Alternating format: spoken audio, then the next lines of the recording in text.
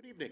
My name is Steve Worthington. I'm the mayor of University Place, and I'm calling the May 1st, 2023 University Place City Council meeting to order. And we can start with a roll call. Councilmember Keel. Councilmember Wood. Present. Councilmember McCluskey. I'm here. Councilmember Fleming. Councilmember Fleming here. Councilmember Bellisi. Councilmember Bellisi here. Mayor Pro Tem Figueroa. Go, Curtis. Mayor Worthington. Mayor Worthington here. Mayor Uniform. Thank you. And let's start with Councilmember Fleming's help with a Pledge of Allegiance, please. Thank you, Mr. Mayor. Please join me to pledge to our flag. I pledge allegiance to the flag of the United States of America and to the republic for which it stands, one nation, under God, indivisible, with liberty and justice for all. Thank you. Thank you. And I would entertain a motion to approve this evening's agenda. Mayor Pro Tem Figueroa makes a motion to approve the meeting at the agenda. Thank you. We have a motion for approval of the agenda. Is there a second? This is Councilmember Bellisi. I second. And we have a motion for a second on the approval of the agenda. Are there any objections to the approval of the agenda as distributed? Any motions to amend? Seeing none, the agenda is approved. With that, we are going to move on to presentations. Now, this is a very special night for us for presentations, and we, the City Council of University Place, have kind of worked to be in the spirit. I think we're doing our best to capture it pretty well. So Thank you, Mayor Worthington, for dressing out the council. any case, so we're going to start with a presentation for proclamation on. Yes. Mm-hmm. And we'll down here.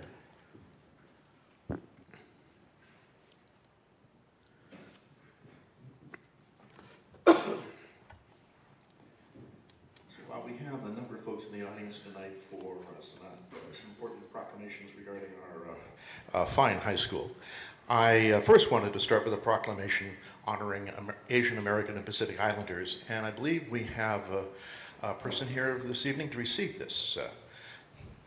Lua, thank you. Mm-hmm. Is Lua here? Ah, yes, of course. Lua is not here. Mm-hmm. I am the president of Association. Oh, please, then, would you join us for a moment? Just right up here.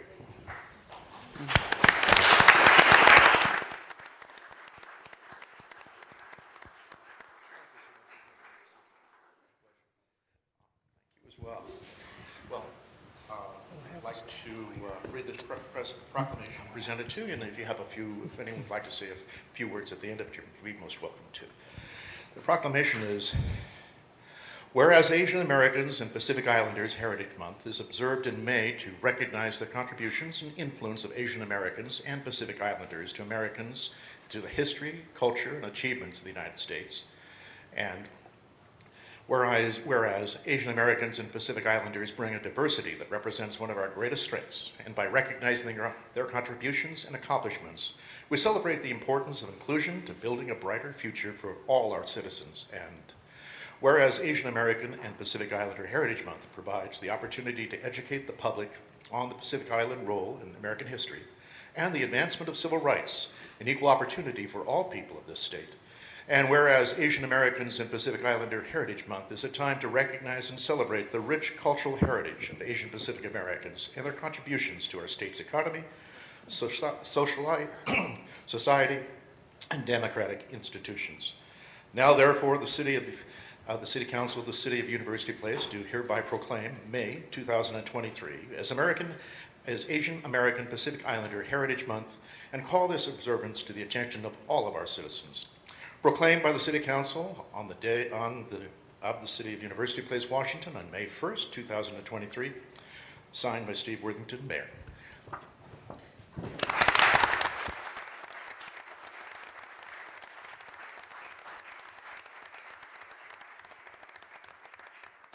Thank you very much, Mayor Worthington, and all of you who are here to also witness the Asian and Pacific Islanders Heritage Month. And these are our board members, El Cosio and June Sakiguchi, and the staff of the Asia Pacific Cultural Center. And thank you. I recognize some of the city council members. Thank you for this honor, and way to go with the university place. Very good.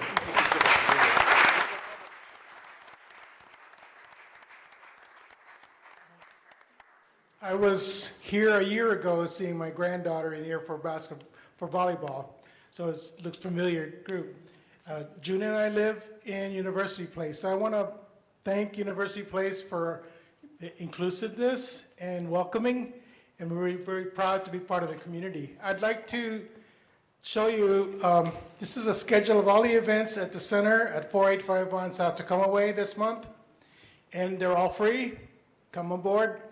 And it's also on our website, AsiaPacificCulturalCenter.org. We have some excellent activities going on. Thank you. I'm glad to know about them.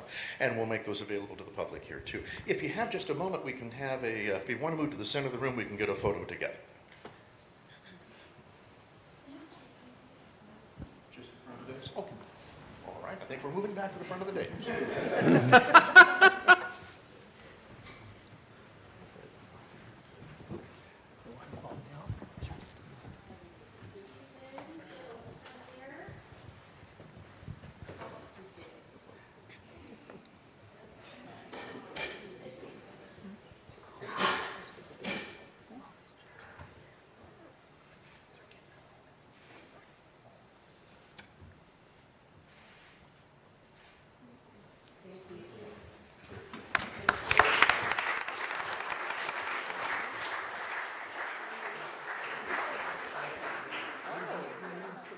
Thank you. Oh, absolutely. Hi, thank you so much. Thank you, thank you. Very nice. Vashon. Oh, it's on Vashon. Okay. That's cool.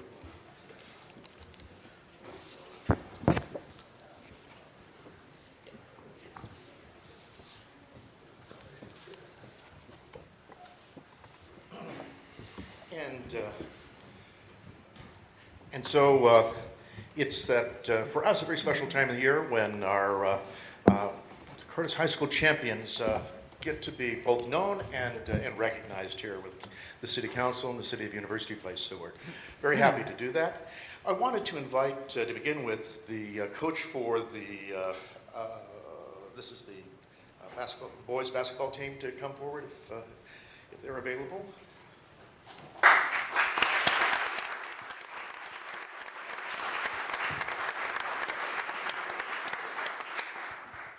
Joining us again, and it's a pleasure. What I want to read this out, the proclamation, and then I was going to ask if you could read the name of your players that are listed there. And I'll ask the team members that are present if you could come forward to just in front of this screen. Yeah, I have them. Right there. Thank you. That's great. All right. Thank you. And just as your name comes, as your name is said, if you could come up and present you with a proclamation. And so, starting this off.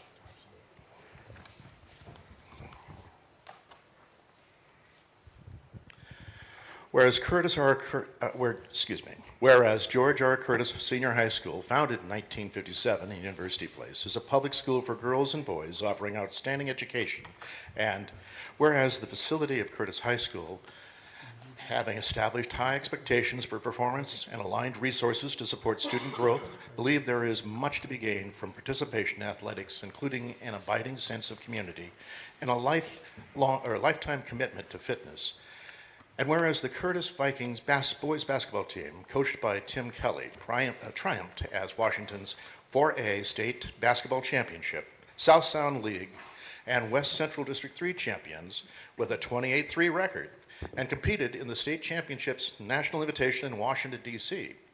And whereas the City of University Place wishes to recognize the Curtis Vikings boys basketball team champions for their hard work, talent, and dedication leading to these successes. And your team members are? Devin Witten.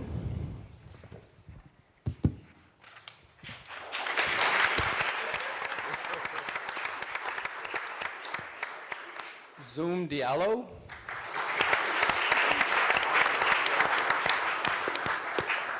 Tice Paulson.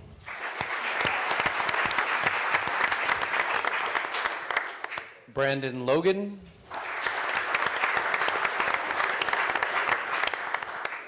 Isaac Bacon.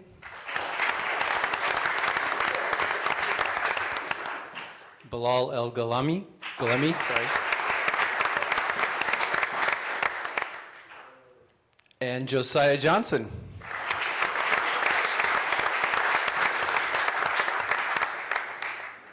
And Coach Chad Rasmussen.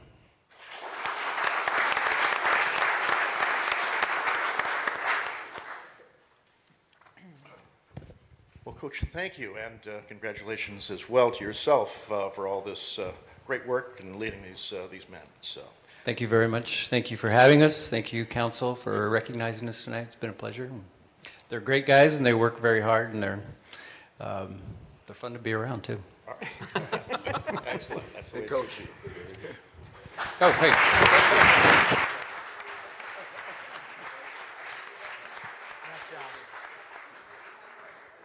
Oh, okay.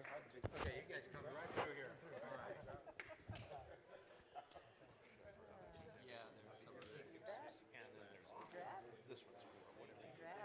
Got hard work. Thanks, gentlemen. Should you be in here?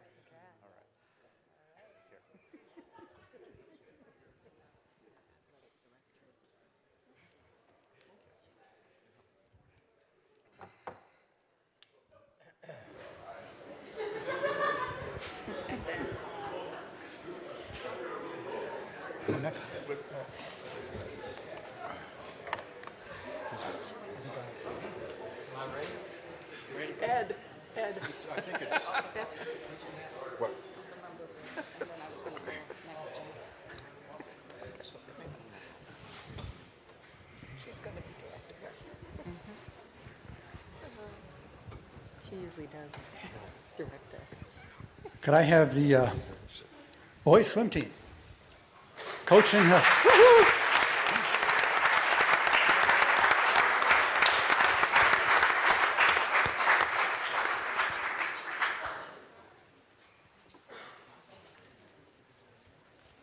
Yeah, I'll read the names you got.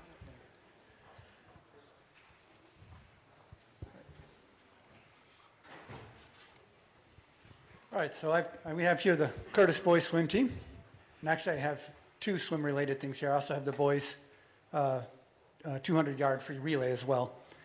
But for this one, whereas the Curtis Vikings boys swim team, coached by Dennis Piccolotto, had an undefeated record of 9-0, making it Curtis's 100th consecutive dual meet victory.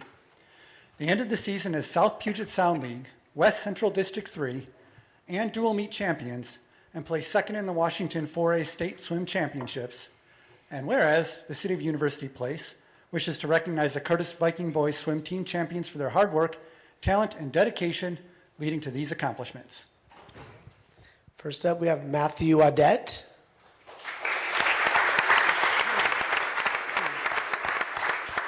Trent Bemis. Ishay Chikwinya.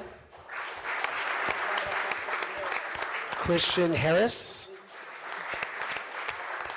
Adam Kwan. Jackson Rollison. Pierre Shirk. Tolu Young. Tucker Fenberg. And Tanner Bullock.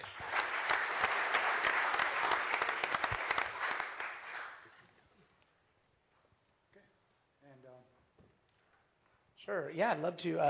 It's a pleasure seeing these guys again. Thank you guys for coming tonight, and Thank you, the City Council and City of University Place, for recognizing us. For a state team, this was kind of a smaller one for us, but these guys got as much out of themselves and their teammates as they could, and it was a true honor going to the state championship swim meet as the defending champions and coming back again with a second place finish. And I appreciate their hard work and attitudes and positive leadership the whole way along. So nice job, boys. Congratulations.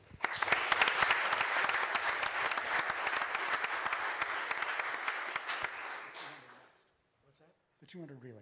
Yep. So if the 200 relay, I guess, well, actually, you can So all. we have the 200 free relay 400 free relay is the state champions. If those boys can come out here, we have Tolu Young, Adam Kwan, and Matthew Audette here tonight.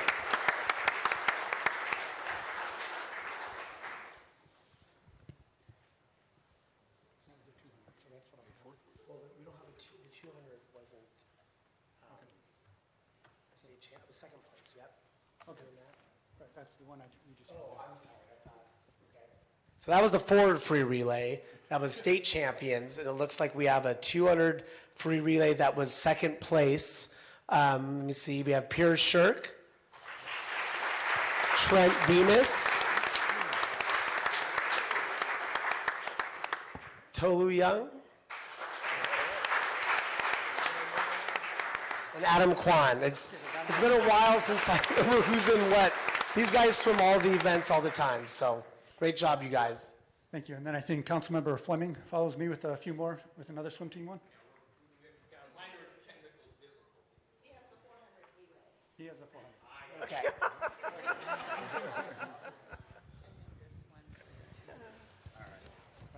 All right, where's the 400 free relay? Well, we got 3 of the participants right here. So our 4th member has practice tonight for the lacrosse team. Awesome. Well, go Vikes.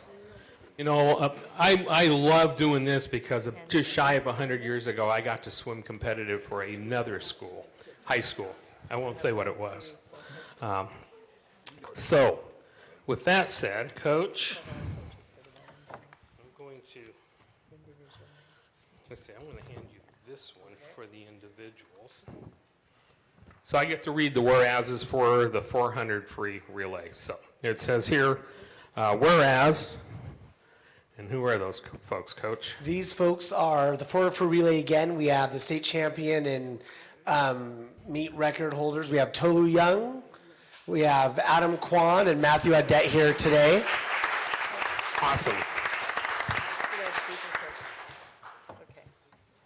Now I got it.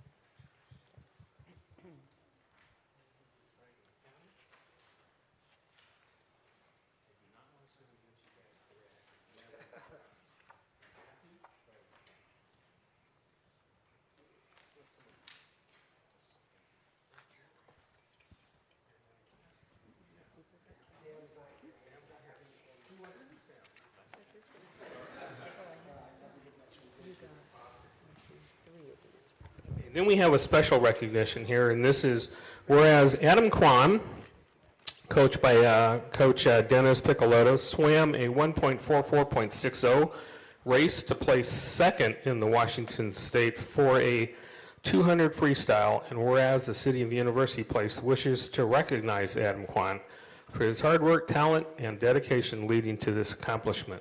That is an amazing record, Adam. That is really cool. Thank you. Congratulations.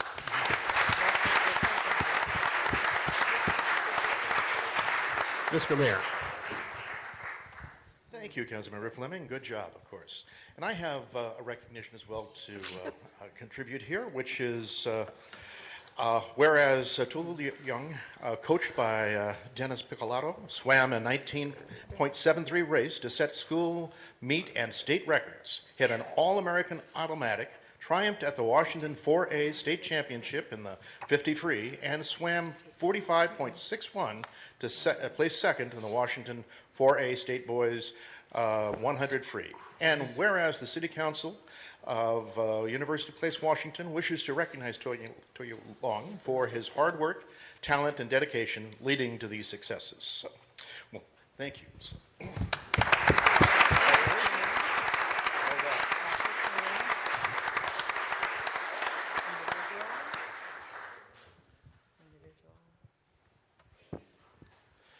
I think have we covered our swim awards? Okay. Excellent. Very good. Oh, and Coach, you went, oh, you have the mic there. Okay. Unless there's something you'd like to add? Nope, this is what. All right, thank you.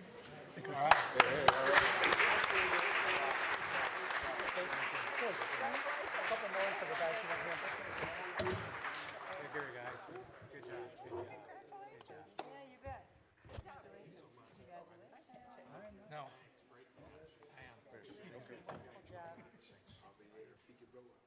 Thank you. Good job. Okay. Our next one is, there we are. All right.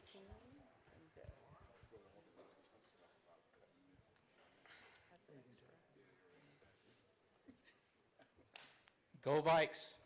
All right. See if I can do this. You know, what's really fun about this is we just don't have one or two champions. We have a full house of champions. Thank you.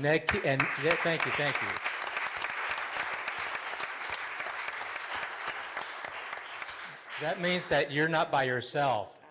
To be the only champ and be looked upon can be pretty solo.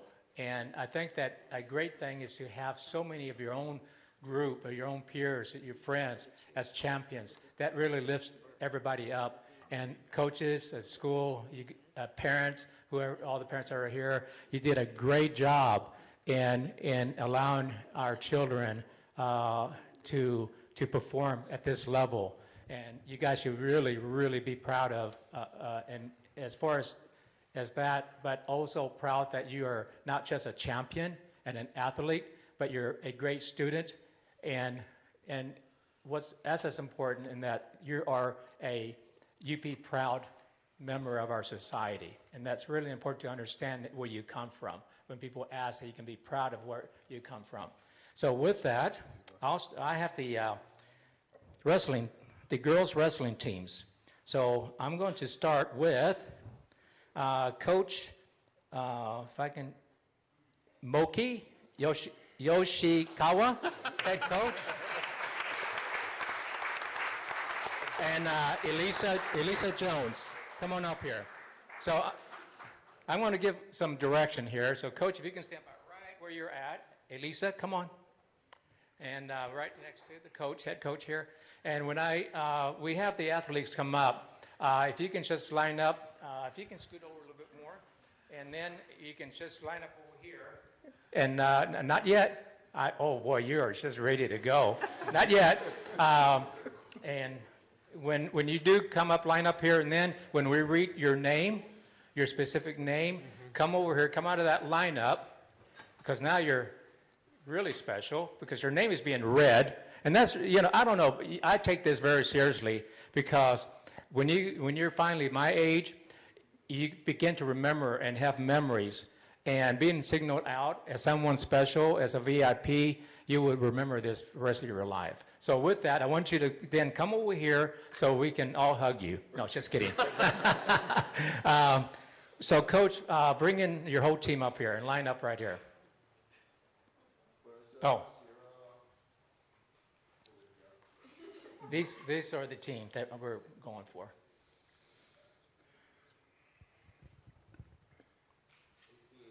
We have everybody? We have two absent, Ruby Love Coke and Aaron Casey. They're in Riley Nager. All three of those have. Okay, so you have three and we have three, right? Correct. Okay. So the first one is Olivia Fox. And so so go ahead and read them out. Oh, wait. What did I instruct? Come on over here. Okay. Carissa Wangian.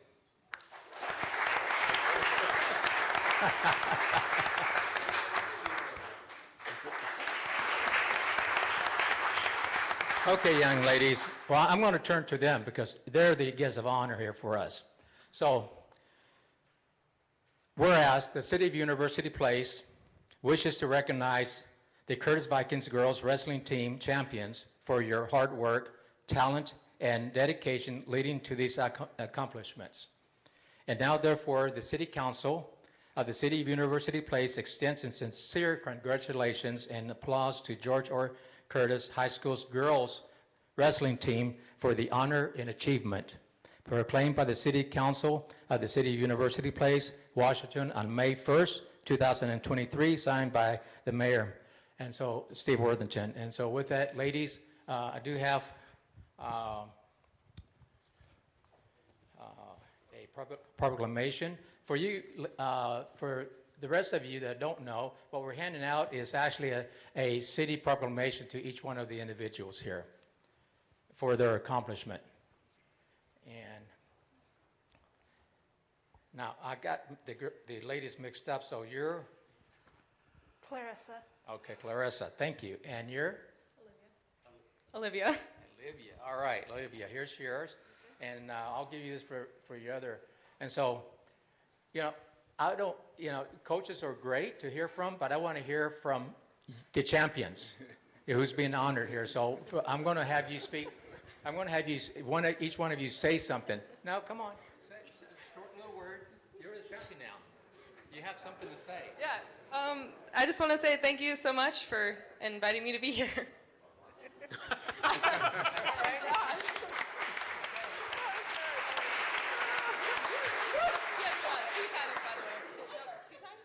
Well, we're not done yet. Go ahead.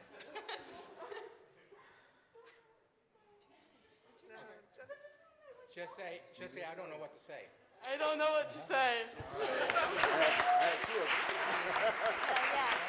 Thanks for having me here. All right. Thank you, thank you. As you progress and you continue to be champions, you're going to be asked to speak, and people want to hear from you, okay? So stay right there, and we have the second team here, another, team here. And this one I'm going to read because there's only one name, okay? So Riley Nager, am I pronouncing that correctly? Okay, she's out? Oh, my only turn to read one name. Okay, so with that, I'll go ahead and read it on her behalf because a lot of you know her personally, I would assume. And whereas, coached by Moki Yoshikawa, triumphant as the Washington 3A/4A State Girls Wrestling Champion in her weight class. And whereas the City of University Place wishes to recognize Riley Nager for her hard work, talent, and dedication leading to this success. Now, therefore, the City Council of the City of University Place extends its sincere congratulations and applause to George R. Curtis High School's Riley Nager for this honor and achievement, proclaimed by the City Council of the City of University Place, Washington, on May 1st, 2023. So, Coach, I'm going to give you this if you can present it to her. And when you do, ask her to make a speech. The next one here. Okay, another golden ticket here. Sierra Wangin? And is she? Oh, that's you. Yes, I remember you. Okay. So, Sierra, coached by Moki Yoshikawa, triumphed as the Washington 3A/4A State Girls Wrestling Champion in her weight class. And whereas the City of University Place wishes to recognize you, Sierra Wangin, for her hard work, talent, and dedication leading to this success. Now, therefore, the City Council of the City of University Place extends its sincere congratulations and applause to Sierra for this honor and achievement. Sierra, thank you so much. Thank you. Yours. And because you won again, you get the top mic. Come on. You have something to say. You should have practice now. Come on. Thanks. Practice. Isn't that what they taught you, right, Coach? Practice. So, yes.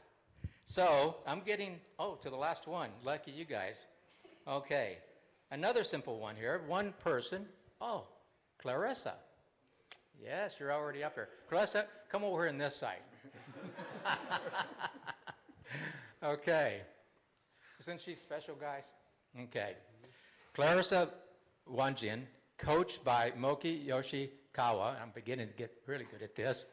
Driving as the Washington 3A, 4A state girls wrestling champion in her weight class.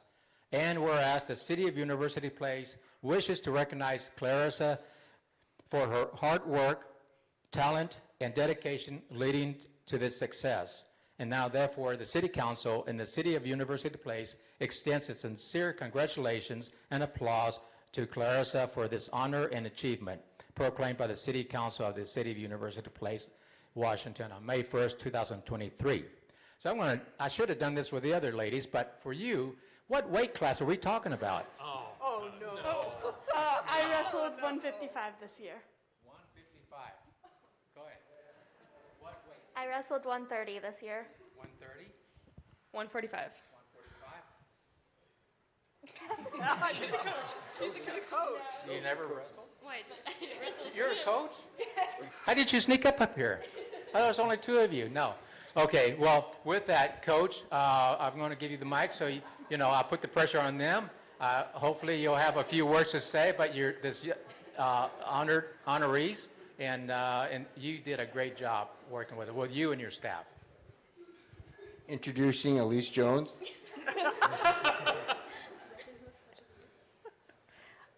Coach Moki would not like to talk, but that's okay. Coach Moki, he received the Coach of the Year award this past.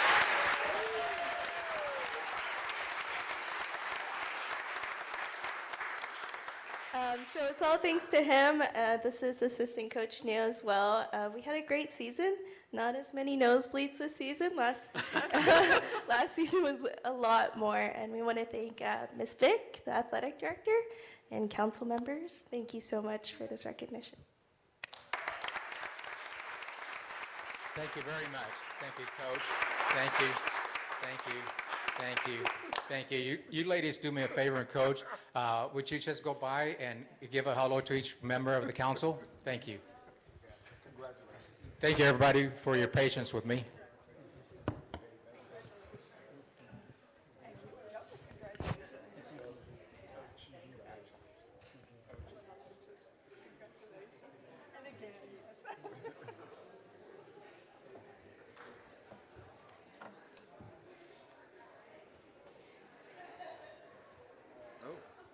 Hello, I'm Councilmember McCluskey, and I'm not going to put y'all through this torture or ask your weight.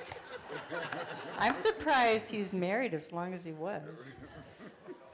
But anyway, moving on, I would like to, I am thrilled every one of you is here to come to City Council to be recognized as a citizen of University Place that has done an outstanding and amazing feat and carried on the Curtis High School tradition of bringing our name into the world of sports and academia as well. So I would like, I'm doing bowling, by the way. I'm not bowling for dollars, but I'm doing bowling. And I tried bowling many years ago, and I thought it was too hard. My highest score was like 80. So you could see that that sport was not meant for me. But I do appreciate it, and on occasion, I do watch a few episodes on TV, on YouTube. So I would like to ask the coaching staff, Ryan Maples, the head coach, and Brian Buell, the assistant coach.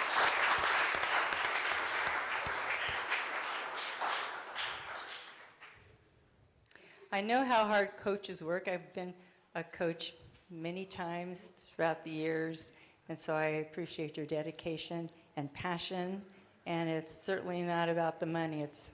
You put in way more time and expertise in making all this happen for the benefit of our youth in University Place. So I appreciate you, both of you.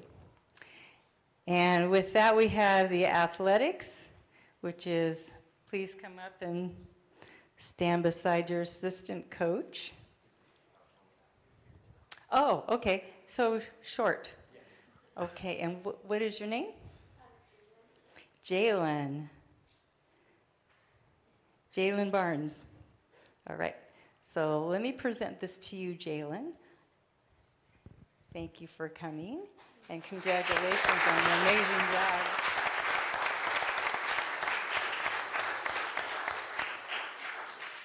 And I have two head coaches' proclamations from the City of University Place.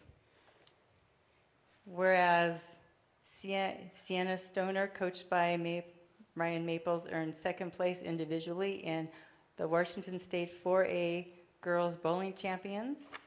And whereas the City of University Place wishes to recognize Sienna Stoner for her hard work, talent, and dedication leading to this accomplishment. So I have one for her, and I have another one for the team. So here's for Sienna. I'll give it to the coach in her honor. And the ones for the whole team, whereas the Curtis Viking girls bowling team coached by Ryan Maples reigned as Curtis's first ever Washington 4A State Girls Bowling Championships, placed first in the West Central District and placed third in the West Puget Sound League with a 10-4 record. And whereas the City of University Place wishes to recognize the Curtis Viking Girls Bowling Team Championships for their hard work, talent, and dedication leading to their successes.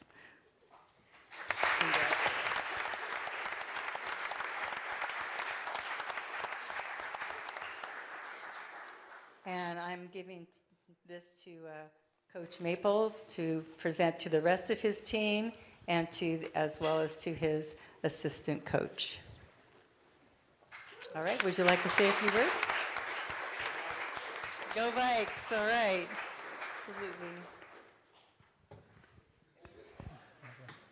Oh, sorry. Congratulations, Coach. Congratulations.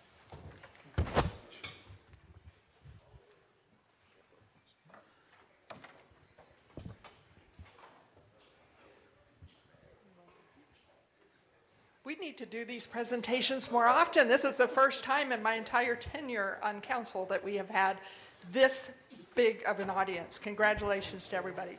I am Councilmember Belisi, and I have the honor of presenting a proclamation to the girls swim team. So can I get the coach and all the swim team members up here, please?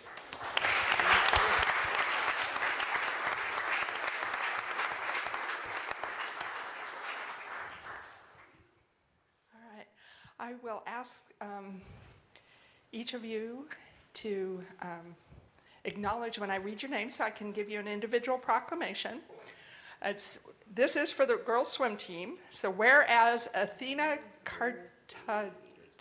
Carativo, May Godot, Trinity Link, and Alexa Proctor, coached by Aaron Hughes, swam a 148.45 race to win the WIAA 4A State Championship in the girls 200 medley relay. And whereas the City of University Place wishes to recognize the Curtis Viking girls swim team champions for their hard work, dedication, and talent leading to these successes. The coaching staff, of course, is Aaron Hughes, the head coach, Spencer Klein. Did he not show? Oh, that's you. Okay. Where's Aaron? Oh, no. And Ryan Ratana. Now, therefore, the City Council of the City of University Place extends its sincere congratulations and applause to George R. Curtis High School swim team, girls swim team, for this honor and achievement. So, we have, where's Athena? Oh, no. So I'll give it to you, and you can give that to the coach. May, congratulations. Nice job. Trinity. And Alexa, there you go. And you are?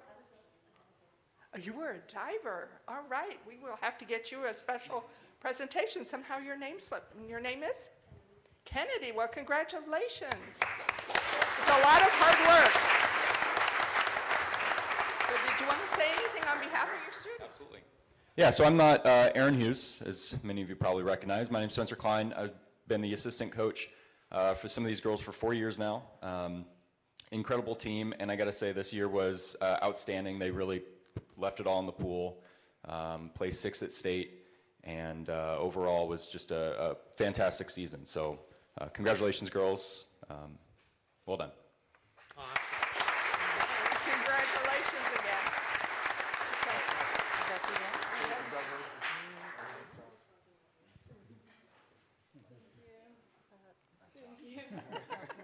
Congratulations.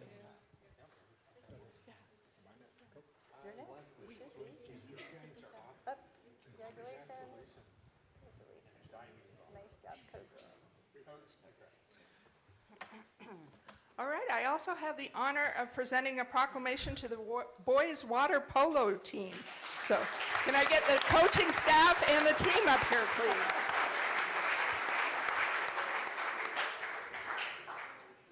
Yes. You're back again. You had a lot of work. Yeah.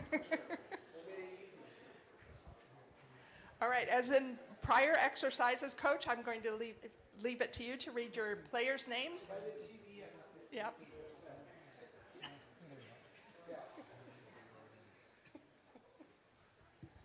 I think you guys are good. You're fine. Well, congratulations, gentlemen. This was an absolute great feat, as it was for all of the athletes that are here tonight. And it's a great honor to be able to recognize each and every one of you for your accomplishments.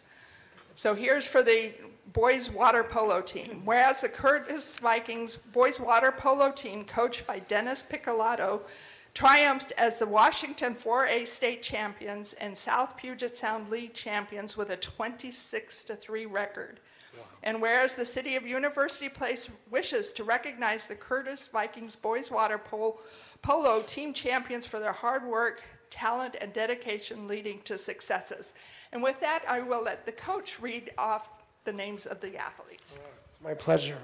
We have first Trent Bemis, Carter Bolts, Tanner Bullock, Finnegan Carr, Ishe Chikwinya, Tucker Fenberg, William Forrest, Jace Gallegos, David Idio, Adam James, Adam Kwan, Jackson Rollison, Brady Ross, Toru Young, and of course, Coach Newman.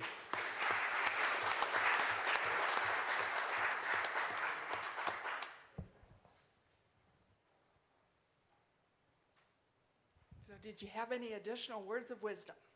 Well, sure. I'd like to say again, congratulations to all the other athletes here. It's pretty cool that Curtis is so well represented in several different sports. But for these guys right here, I'm really proud of them.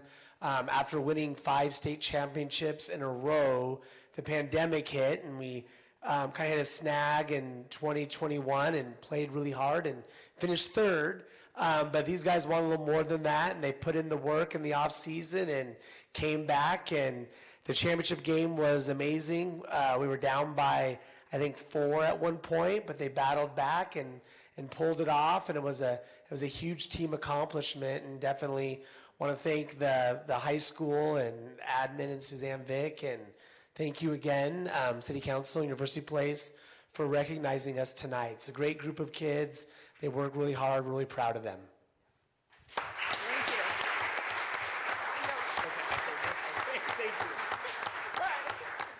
Thank you again, sir. Thank you. Appreciate it. All right. Congrats again. Good job. All right. Thank you. Congratulations. Wonderful. Thank you. Congratulations.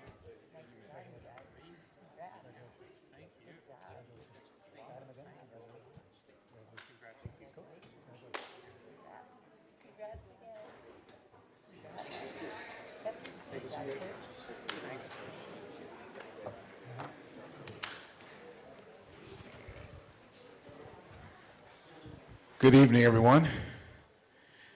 My name is Kent Keel, and I'm just so happy to be with, again, with some young folks instead of hanging out with all these guys all the time. Get to hang with you guys, you know, remind me of just the many years that young folks, you won't remember this, the many years I spent on the school board in University Place, 10 years as a board member, and good to see Coach again and some of the adults and stuff like that. So it's good to see that you all are still carrying on the tradition of Curtis, which is wonderful. So I'd like to just first invite our girls cross country. One individual. Lisa, are you here? She is not here. She's not? Oh, okay. Well, are the coaches here? No coaches? Well, guess what? We're going to read the proclamation anyway because we're so proud of her. So whereas Eliza White, coached by Michelle Pilek, earned second place in the Washington 4A State Girls Cross Country Championship, and whereas the City of University Place wishes to recognize Eliza White for her hard work, talent, and dedication leading to this accomplishment. Now, therefore, the City of University Place extends its sincere congratulations and applause to George R. Curtis High School Eliza White for this honor and achievement, proclaimed by the City of University Place, signed by our mayor. Let's give her a hand.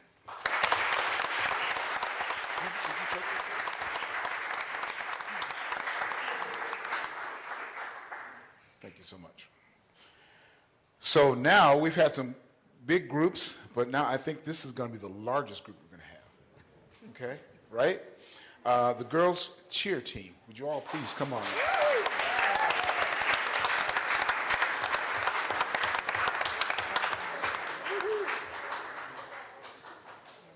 Now we're going to have to do some calisthenics here. I think we have to really figure this out.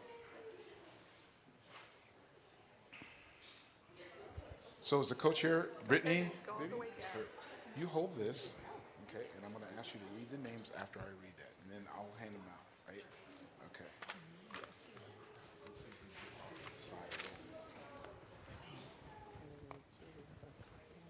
Everybody's here?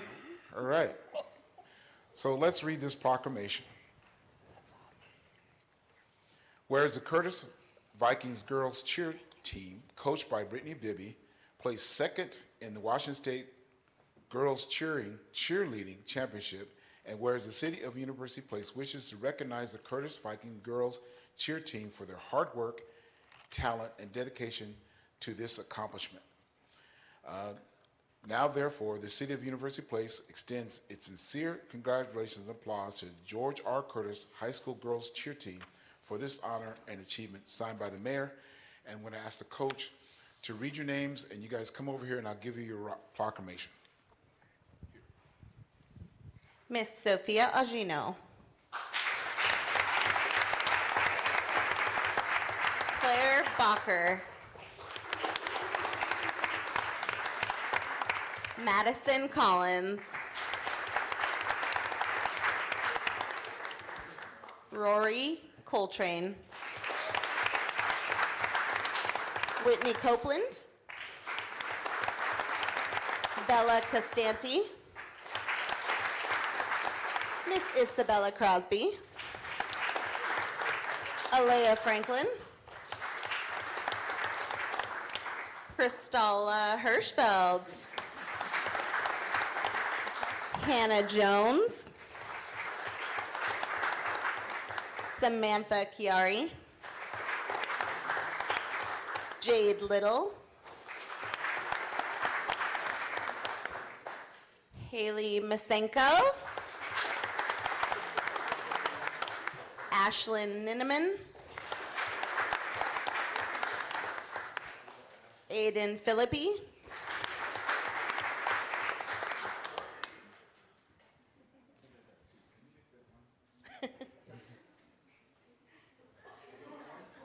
Bailey Prescott. Abigail Ressinger. Ramaya Rogers. Haley Salzman. Our Daffodil Princess, Aurora Severson. Sierra Thomas. And we had Sophia Boder and Jada Washington, Kylie Holtz, and Ashton Roy unable to be here tonight, as well as Haley Hendricks.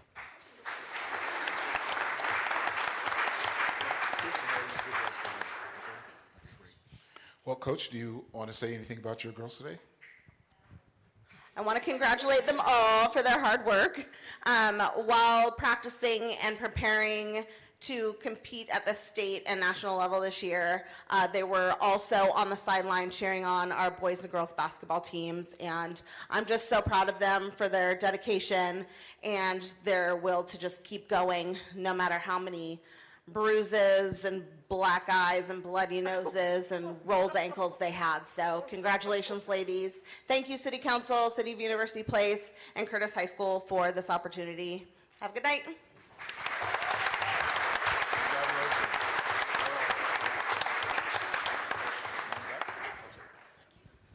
Well, thank you all, and we're just about to conclude this portion, but we're not quite done yet. So first we're going to let folks get back to their seats for a couple minutes, and I'm going to ask Athletic Director Vic to come up and say a few words, and then following that there'll be an opportunity for some group photos. We would invite all of our athletes up to be in front of the dais for photos as well.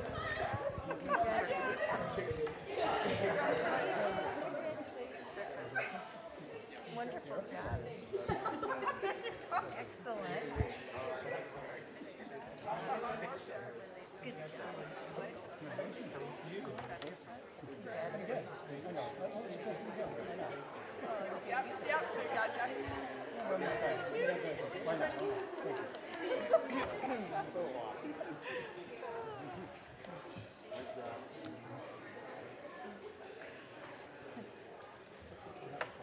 Well, I just want to say a huge thank you to the City Council at University Place for having us here tonight. Really special honor. When I started in this role, my goal for my coaches is that we would broaden out beyond having just success in a silo. And we had lots of great programs, but as you can tell, our programs have broadened out, and we have successful programs every single season, multiple champions. It's so exciting to see, because we know that kids are better when they're with our coaches. They're also better when they're with their peers inside a sporting environment. So we're super excited about their success. My goal as an athletic director is to inspire people to live inside their passion. And so I personally am not a runner, but Eliza loves to run, and I'm super excited to support them. I am terrible at basketball, and so I'm really excited to be able to support them, and I've only been in our pool once. But I get to support them to do what they love to do, and I'm super thankful for each and every one of them. Being at a state championship event is a huge accomplishment, and one that we sometimes take for granted, I think, at Curtis High School. Being a first, a second, a third, even being at a tournament is a huge event and a huge accomplishment. So we just, again, want to thank you for allowing us to be there. I'm so proud of each and every one of you athletes here, and thank you again, and go Bikes.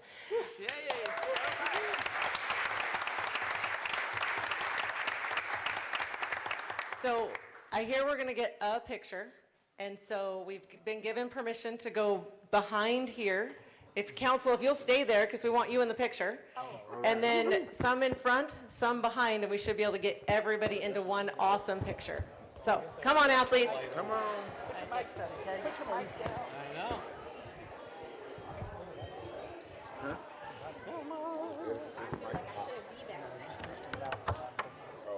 You want my seat? Yeah, I'll be honored. I'll be honored. We don't bite. I know, right? I was a swimmer. My kids at Curtis, one was a football player, the other was a swimmer. My third one was the mayor. Cheerleader. I failed that. That's so cool. You're the mayor. Oh my God. I feel like mascot. Who wants to there? Okay. Front and center. All right, we have to behave ourselves, all right? Oh boy. Where's Carter? Carter, come on. No.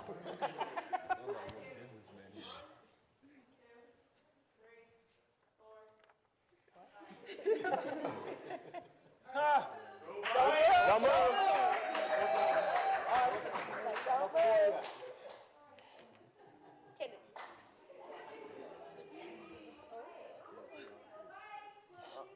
Go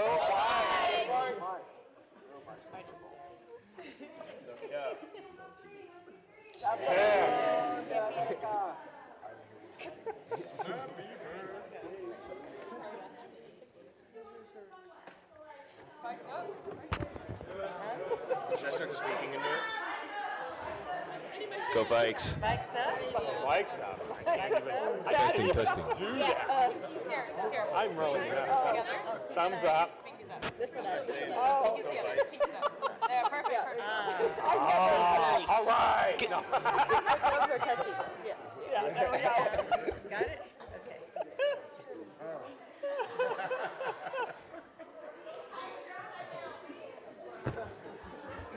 How do you put it upside down?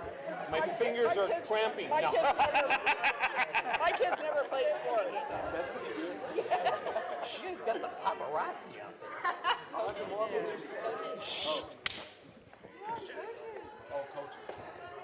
Testing, testing. Testing, testing. We got plenty of room up here. Come up here.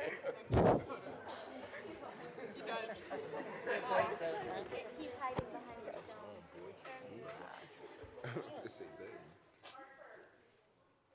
All right. Thank you. Thank you so much. Thank you so much. Thank you. Hey, go Vikes. I didn't even say it. I showed it. All right, congratulations again. Are you sitting? Okay, so you're going to do this again next year?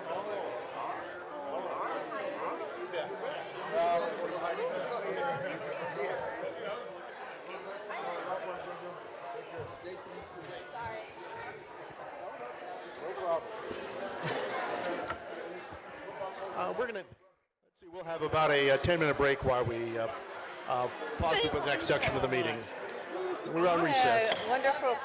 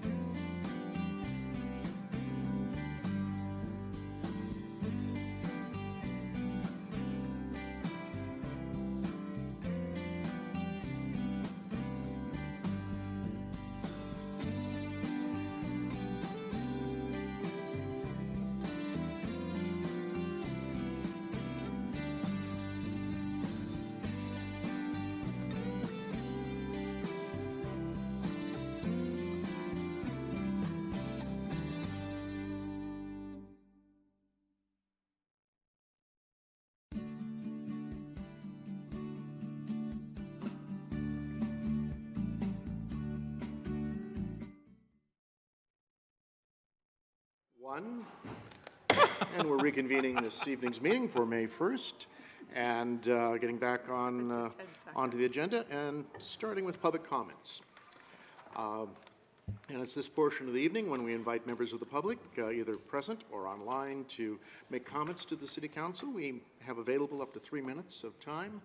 And I'm going to see if I've covered that adequately, if Emmy or anyone else has anything else they'd like to add to that process. Very good. And then as far as how to make comment, if you are online, those instructions are on the screen. And please follow those. We'll, in a few moments, look to see if there's anyone seeking to make comment to us. This evening, do we have anyone signed up? Not at this time. Is there anyone in the room who would like? Yeah, no one? Okay. Is there anyone in the room who would like to speak at this point? I don't see any. Do we have anyone online who's indicated they'd like to speak? Okay, very good. Then we're going to close public comments and move on to the consent agenda. And I would entertain a motion for the consent agenda. This is Councilmember Belisi. I make a motion to approve the consent agenda as proposed. Okay, is there a second? Councilmember Keel, a second. Thank you. We have a motion and a second for approval of the consent agenda. Is there any objections to the approval of the consent agenda as distributed? Okay, don't see any. The consent agenda is approved as distributed. That brings us to the city manager's reports. Mr. Sugg, what do you have for us this evening? Thank you, Mayor, council members. Last night, council, I sent you all an update on public police activity, and I wanted to have the chief say a few words about an accomplishment that I thought was excellent. He's going to report on the shoplifting enforcement blitz at Fred Meyer last Tuesday, which I think was a tremendous success. So, Chief. Thank you. Good evening, Mayor, Council. Yes, so last Tuesday, members of the University Place Police Department worked with Fred Meyer Loss Prevention on a coordinated, what they call a shoplifting blitz, is the term, where they brought in additional loss prevention officers to work inside the store, and then coordinated with our officers on the outside. So when they were able to identify shoplifters, they radioed out to our officers, who then intercepted them as they were leaving the store without paying. So we actually conducted this with on-duty staff. We were able to rearrange some schedules and had one extra officer, so we had 3 working that day during swing shift, and so the 1 extra officer was dedicated down there at Fred Meyer. The 2 additional officers kind of supported in between calls. Just in an hour and a half, they made 6 arrests. Wow. And recovered just over $2,500 in merchandise.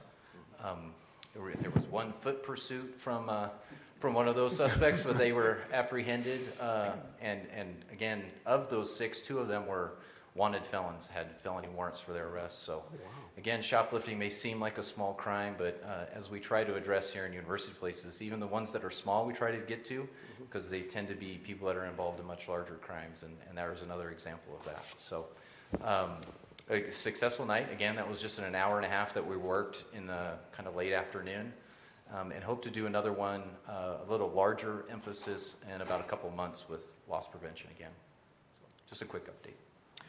Thank you, Chief. We really appreciate that, and glad to hear of that proactive efforts, and appreciate coordinating with our local businesses too. Good job all the way around. Well, thanks to the chief and his staff. And Mayor, that's my report for tonight. Thank you. All right, well, thank you. Then we will move on to our council reports, and we'll start with Councilmember Keel. Great, thank you, Mayor. I'm sure that others will probably say something, some conversation about the election that we just had. I'm sure that's going to come up, but I just want to say my part of that is I'm excited for what's ahead for us, and my hope and my I guess my expectation is that we will have conversations with the Public Safety Department about how we were going to go about implementing all this stuff. I think the biggest thing for me is that we've always talked about is now that we have it, filling the jobs, getting them trained, getting them on the contract. That's going to be the big deal, and so I'm open to that. How we go about working with the Sheriff's Department to make that happen. Excellent, thank you. Councilmember Wood. Well, I'll keep mine short because it's already been covered. But I would like to thank everyone who voted in this levy last week. I really appreciate the citizen engagement. It was, I think, a well-fought campaign, and I am excited for a new era of policing in the city. Thank you, Mayor. Thank you, Councilmember Wood.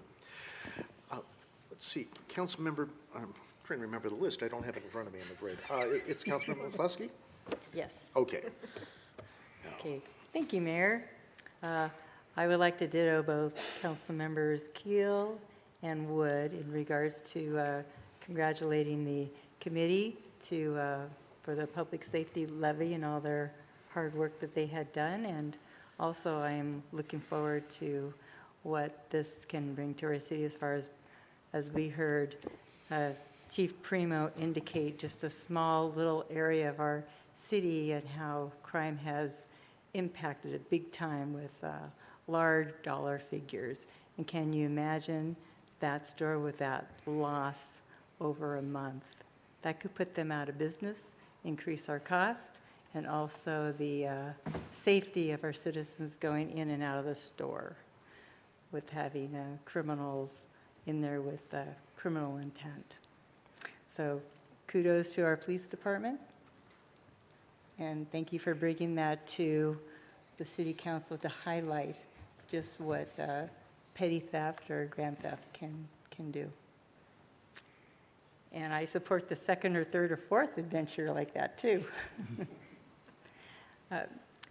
And this indicates just what the levy will help our city do. We could do much more with the funds that are available and to increase our not only public safety but our presence in the city and also the traffic impacts that Speedster has and also creating less use of our general fund dollars so we could use it to leverage in other things in the city that will help create a better and greater community for all. So it's huge what this is going to do for our city.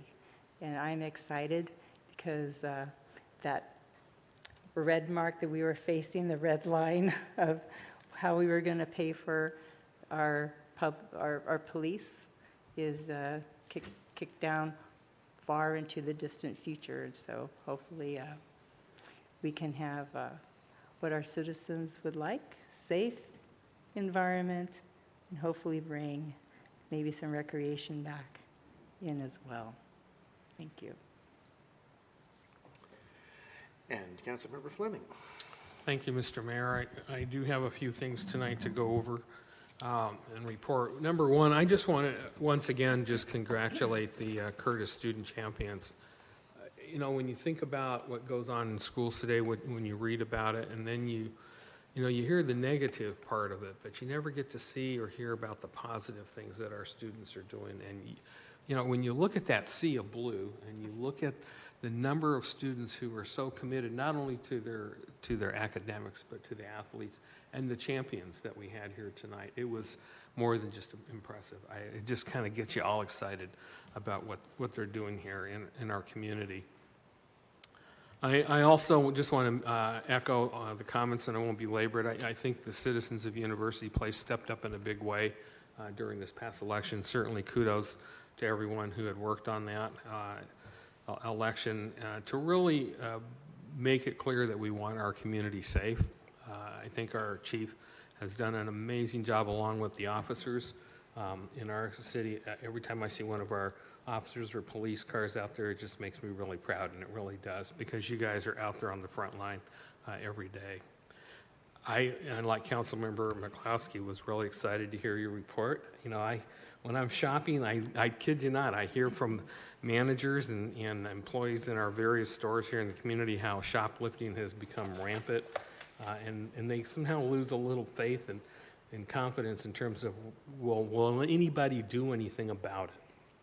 So I actually witnessed, not here in our city, but in our next neighboring city, watched people actually steal out of a store, pick up items and walk out the door and not even think twice about it. So to know that we don't tolerate that in University Place, and that message gets out loud and clear, I think we have a lot of to look forward to in terms of adding to the safety and the well-being of our community. You heard me talk previously about cleanup. Well, that's in the books now. It was a huge success. We had our first annual one, as most people know. There were over 100 participants. The number of community vendors, businesses that turned out to support that program, the people that walked the streets of University Place ended up picking up and filling 2.5 dumpsters of garbage, from our streets, just in the matter of the few hours they were out there. So I look forward to next year. It'll probably be bigger and even better than what we had this year, but it was a great start. And then lastly, I had the opportunity to attend my first SHAPE meeting. I'll tell you, filling Councilmember McCloskey's shoes is a tough job. Because, man, you are a legend there. But it was a great meeting. As most folks know, prior to the legislature adjourning, the big deal was on House Bill 1110 and 1337 about the ADUs. They talked a lot about the impact here in University Place, increasing the number of ADUs that are going to be allowed on single lots. I know our city staff, talking with our city manager, are already on top of that one and working it. I know the other thing we talked about is Pierce Transit had a request for planning support at the Four Corners down there on 19th and Mildred, I think that's what it is. That got approved for support, so they're moving ahead with that.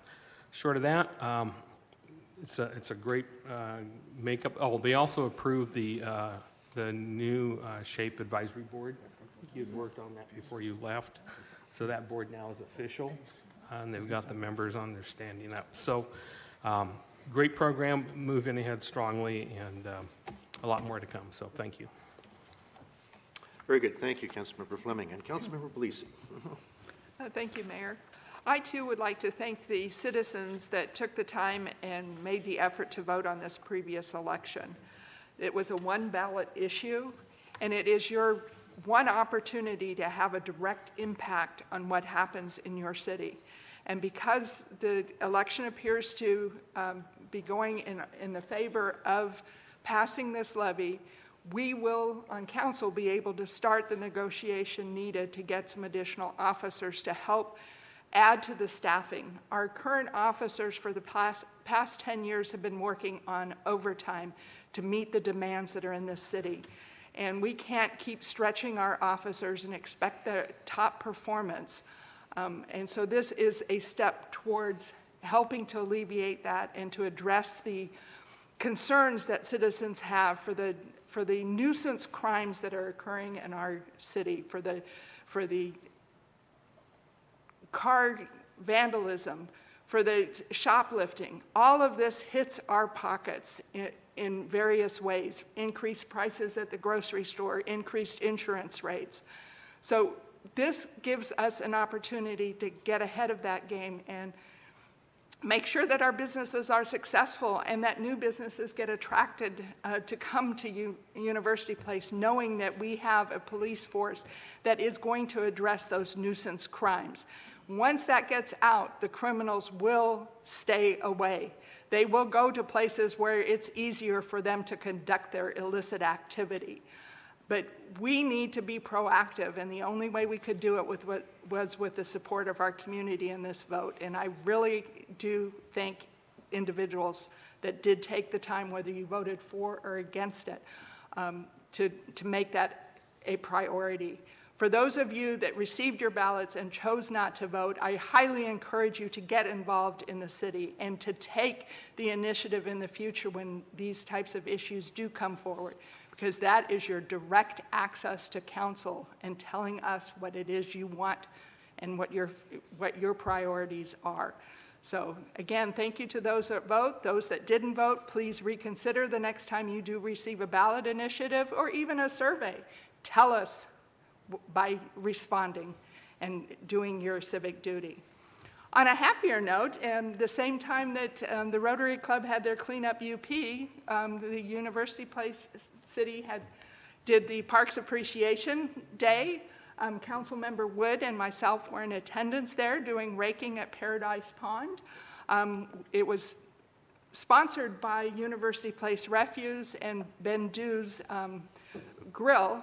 And there were approximately, I would say, probably 100 participants that came out to do the spreading of the beauty bark. We had allowed for 3 hours worth of spreading in that park, and because of the vigorous work that the team did, we got this accomplished in an hour. But for that effort, the volunteers were also given a luncheon that Ben Du's provided, and we had an opportunity to sit and talk with the residents and find out what their priorities were. Many of them had not been to Paradise Pond, so they were very happy to be able to see a new park and take advantage of the trails that were out there. So these Parks Appreciation Days are an opportunity for citizens to really get out and see a park possibly from a different perspective or a new time perspective. So keep it in mind, next year for Earth Day, we will also be having another Parks Appreciation Day at one of our local parks. So plan on attending and being a participant in it. But again, I want to thank the volunteers that came out to help clean the park and help feed the participants that were there, and for the businesses that decided to help sponsor this wonderful event. Great. Thank you, Councilmember Belisi. Appreciate that. And all the participants with the Parks Appreciation Day as well. I'll go ahead with my comments then.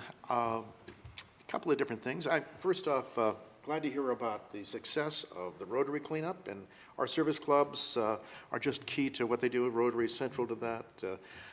Councilmember Fleming, thank you for your club's efforts in making that happen for our community. Thank you. It's great to be part of. I was afraid I wasn't able to participate this year, nor was I able to make it a Park Appreciation Day. For me, it was a good excuse, a family wedding out of town, and we haven't had a family wedding in 15 years. So anyhow, it wasn't one of my children, but it was still great to see lots of old friends and family.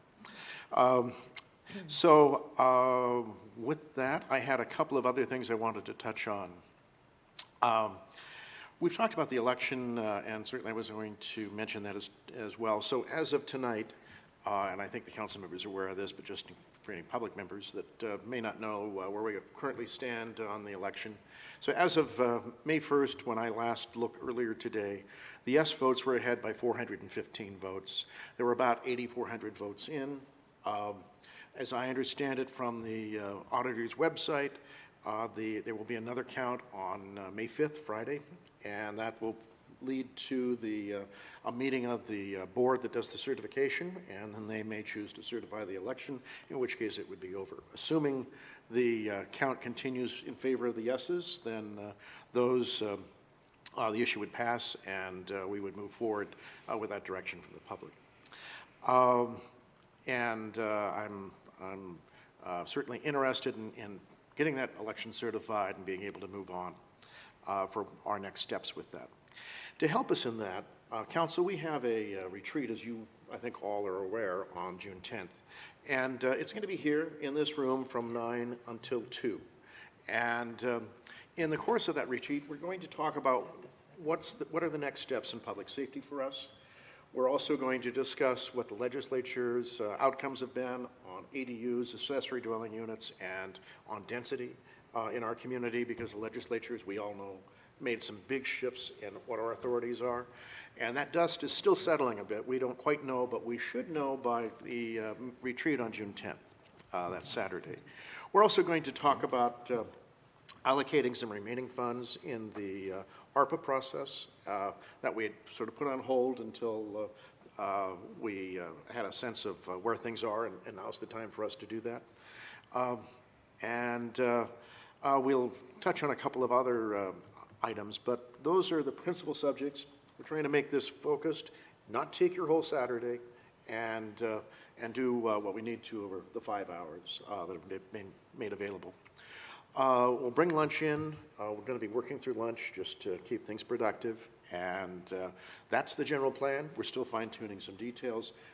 We will have Michael Pendleton here with us. Michael is well experienced with the council. I think he adds to our productivity just by having a facilitator. I know as mayor, I appreciate being able to participate and not have to do the facilitation piece.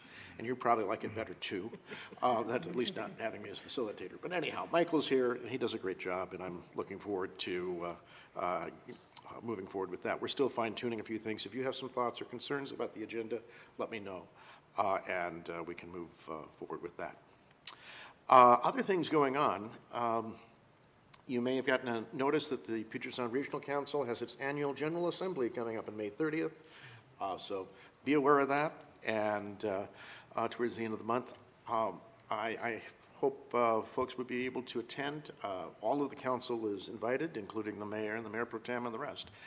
Unfortunately, I'm going to be out of the country, and so I won't be at that one. But so I'm just letting you know now. If someone can tell me how it goes, that'd be great. But I'll see the notes, I'm sure. And then someone said that June 3rd there's something going on. Trying to remember what that was. So, it's the first Saturday of June, which is Duck Days for us. So we get to do the Duck Days parade, and that's coming up. Staff and the community has been busy. Folks are getting signed up for it now. We have materials coming in to assist us with that. I did want to say that if council members wish to provide candy and make that available, that is fine. That tradition has not changed.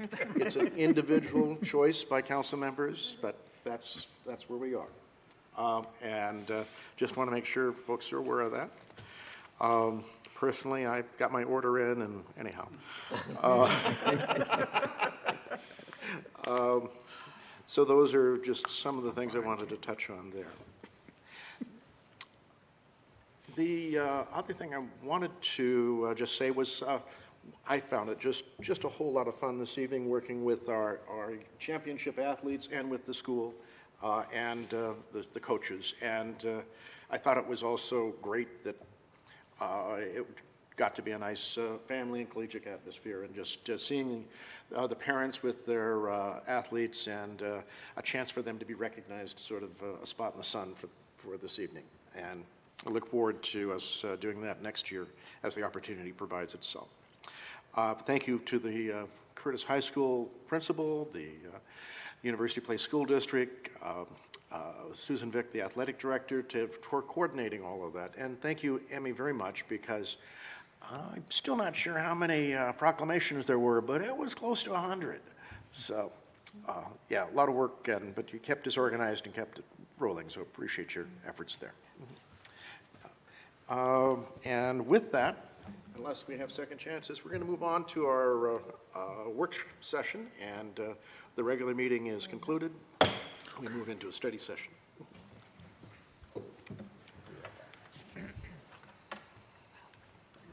Sure.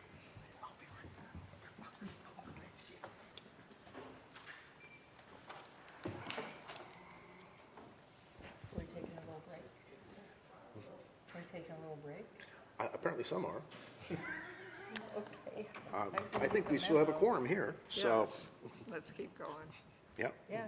You want to go? I was just waiting to be acknowledged. Oh, thank you.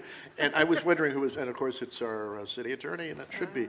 Matt Kaiser is our city, would you like to start us on this I will discussion? start you off, Mr. Mayor, members of the council. Matt Kaiser, city attorney. Tonight, your sole item on your study session portion is a discussion on the state versus Blake fix. If I get to just jump to the next slide. One of the things you may have seen if you opened any of your local newspapers in the last week or so are headlines along the following lines. Where in the waning days of the 23 legislative session, the legislature had in front of it, and this had been acknowledged by both the city, AWC, and other related groups, legislation to address the so-called Blake issue. That had a genesis from some state Supreme Court decisions from a couple years ago. The legislature did not pass legislation, and so you're seeing headlines such as this. I had, quite frankly, had my pick of headlines, as you probably have all seen, talking about this. And so what's going on right now, and this is something of a moving target, is that just as our council is having time tonight City councils across the state are continuing to have very similar discussions because this is on a bit of a fuse prior to an action deadline of July 1st of this year, a little over 9 weeks or so away. So the idea tonight is initially has a first touch, and then give council some orientation, some framing, and also look for some direction, and also where are things going, where do things end up going as part of that discussion. That's a discussion that's happening not just within the city, but it's also happening amongst cities and amongst counties, cities and counties and the like. If I can get the next slide. What I want to do is cover really three things. State versus Blake, just to orient ourselves. What is state versus Blake? When we talk about Blake or this Blake fix, what is it? And I will tell you, Blake is sort of as a shorthand. It's a state Supreme Court case. We use it as a shorthand related to the state's controlled possession laws, as well as the legislative responses in response to Blake.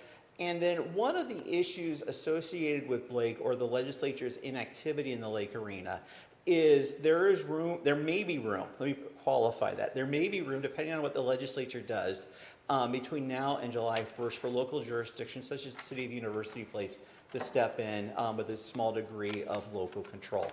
So if I can get the next slide, please. Our story on state versus Blake begins easily enough with a pair of pants. Shannon Blake was arrested in conjunction over in Spokane County with a stolen vehicle operation. When they took her to the Spokane County Jail, they found what has been described in the cases as a small baggie of methamphetamine in her coin pocket. She reported, I just got those pants. I didn't know the methamphetamine was there. She apparently acquired the pants 2 days earlier. She decided to go to trial, waived a jury, and took second place at her trial. She advanced what had been recognized in the case law as an unwitting accomplice defense. That is to say, I didn't know it was there. I may have possessed it, but I didn't know. Possession of controlled substance for a number of years in Washington case law has been what we've called a strict liability crime. If you possess the thing, the bad thing, whatever it is, regardless of your mental state, you have violated that statute. So over the years, the courts have created this affirmative defense of unwitting possession. So she appeals the decision up, and it goes all the way up to our state Supreme Court. In February of 2021, a divided state Supreme Court on a 5-4 vote strikes down many of the state's controlled substance statutes. And they do so on constitutional grounds, saying, well, it didn't have a knowing requirement. If you're going to be convicted of a crime, well, you can do strict possession or strict liability crimes. You need to know that the act you're doing is a crime of those types. So it held the possession statutes to be unconstitutional. Other statutes, such as with intent to distribute, manufacturing, used in places for drug facilities, those remain constitutional, but the simple possession statute was struck down by the court, like I said, on that 5-4 decision. So if you'll note that because it happened in February of 2021, the legislature was in session. So they responded. Next slide, please. They put a statute on the books fairly quickly. And they fixed the immediate issue that the Supreme Court had identified, which is you didn't know that. So it was a straightforward issue of the legislature going through the various drug statutes and writing in the word knowingly in there. And that took care of the constitutional problem. But it did a couple of other things as well as part of their fix. What they did, and we'll talk about this here in a second, it reclassified the penalty level of many of the state's controlled substance violations from felonies down to simple misdemeanors. And like I said, we'll talk about that and what that means here in a second. It encouraged prosecutors to divert, but also it required law enforcement officers that on their first and second contacts with individual to refer them for services, and then only on the third contact then to arrest and refer for criminal prosecution. It proceeded to decriminalize possession of drug paraphernalia. When we're talking drug paraphernalia, we're talking generally pipes. At least when I was prosecuting, that's typically what we saw, but other paraphernalia used to ingest and the like of drug paraphernalia. It did provide some grant funding authorization, but part of the reason why we're in the situation where we're in, it proceeded to put a suspend state on the statute, and it said that this statute expires on July 1st of 2023. So this passed at the end of the 2021 legislative session, so that's 2 years to have a fix. If we can go to the next slide, please. Immediately, there were a number of impacts between both Blake and the legislative fix that we saw in 2021. You no longer saw the felony convictions and charges as a result of the downgrade of the charges. You also saw, as a practical matter, very few of these charges being charged because of some of the issues that were associated with it. While it provided some funding, it didn't give any direction on how you could get that funding. I talked about that 2 prior referral system for law enforcement officers out there in the field. There's no uniform tracking system. So you might have an offender in jurisdiction A who comes to the attention of law enforcement. They go across the city line in jurisdiction B. There's no master database to look up how many times has this person been potentially referred to services before we can refer them for a criminal prosecution. I saw somewhere that the number may actually be 50, but certainly 40 years worth of criminal convictions in the state of Washington, and it's no small number to say we're talking about over 100,000 convictions that are vacated or otherwise impacted. Because the statute, as I shared, the Supreme Court had declared the statute to be unconstitutional. So those statutes, or all those convictions, came back. And the courts continued to deal with that. But it's not just those convictions. It's convictions, subsequent convictions that relied on controlled substance convictions that formed the basis for sentencing, that also those individuals had the opportunity to be resentenced. So if you had a controlled substance violation, you got convicted of that felony offense, and you picked up another felony offense, it doesn't have to be a controlled substance violation. You got sentenced at that time based on your prior offense. Now, if that prior offense goes away because it's unconstitutional, you're entitled to resentencing. Now, that's a big deal, obviously, for those who are currently in the prison system who may have had those prior convictions at some point in time in the past. Meanwhile, you also had courts of limited jurisdiction across the state standing up drug courts on a very accelerated and ad hoc type basis as they're trying to respond to local community impacts. Give me the next slide, please. Now is probably a good time to just kind of talk sentencing generally in Washington. There are literally handbooks on how to do sentencing. I'm trying to go through this very fast and give you a very quick bird's eye view on this. So when we're talking sentencing, when I'm talking terms like misdemeanors, felonies, what are we talking about? There are 2 flavors of misdemeanors. What we usually call the simple misdemeanor, or sometimes it's just referred to as the misdemeanor, which carries a maximum penalty of 90 days jail and or a $1,000 fine, typically no minimums. There's the gross misdemeanor, which is just shy of a year in jail, 364 days jail, and or a $5,000 fine. Under state law, local municipalities have the right, unless they're otherwise preempted, to put laws on their books that classify offenses as either simple or gross misdemeanors. You can do it. Mr. Mayor, a quick question. Councilmember Fleming. Yeah. Thank you. Can you give us an example of what a simple misdemeanor is versus a gross? Yeah, so let me give you an example. A common example I experienced when I was prosecuting, which is trespass. There's 2 degrees of trespassing in Washington. There's trespass in the 1st degree, trespassing in the 2nd degree. Trespass 1 is a gross, trespass 2nd is a simple. The difference between the 2 is trespass 1st, you have entered the building unlawfully.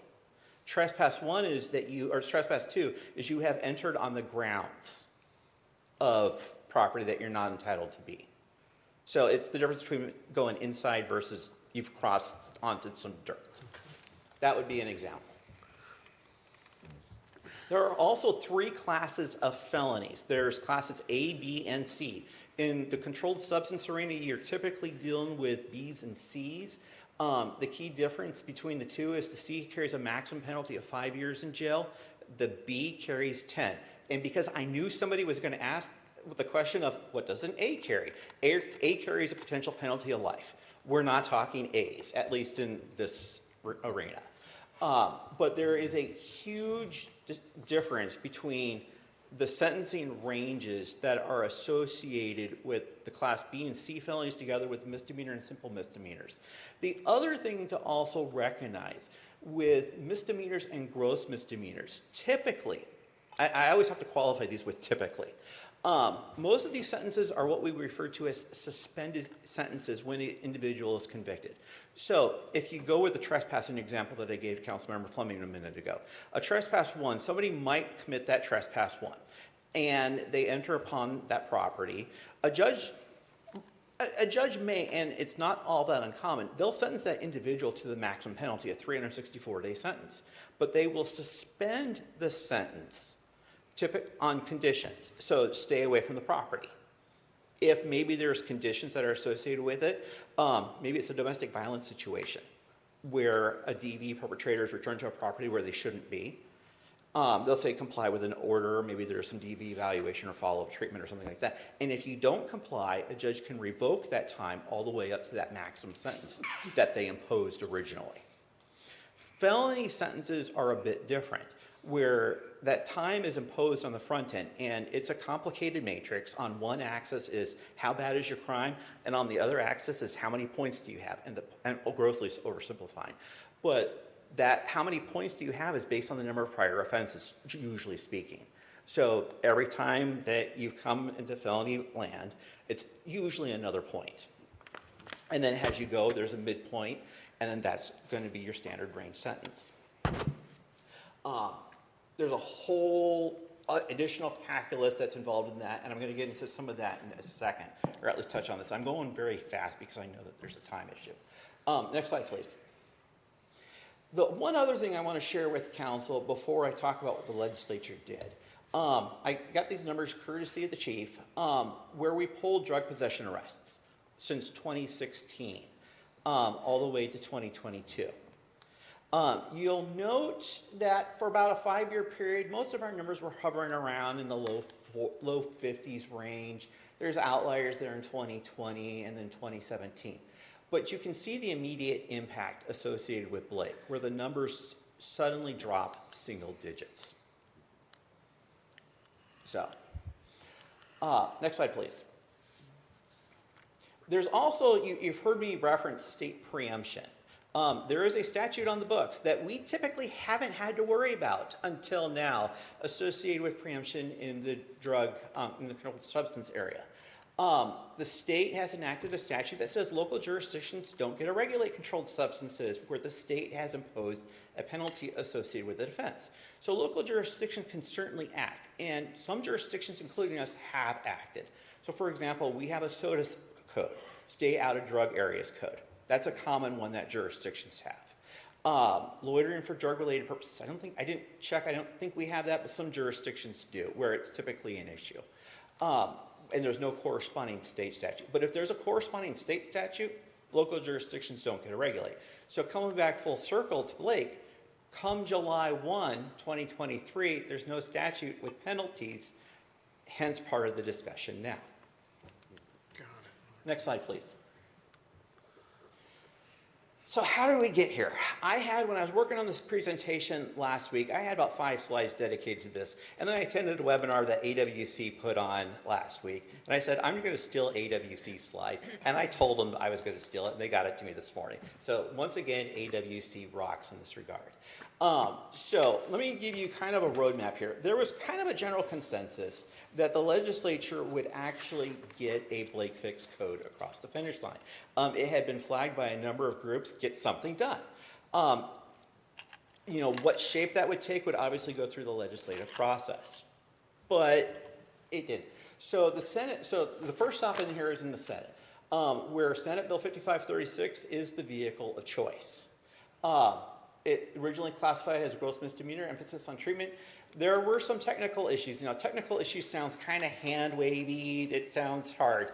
What it usually dealt with is the process of a defendant going through the criminal justice process, together with how can prosecutors handle those cases and such. Some of those issues are truly technical, but they could have been overcome.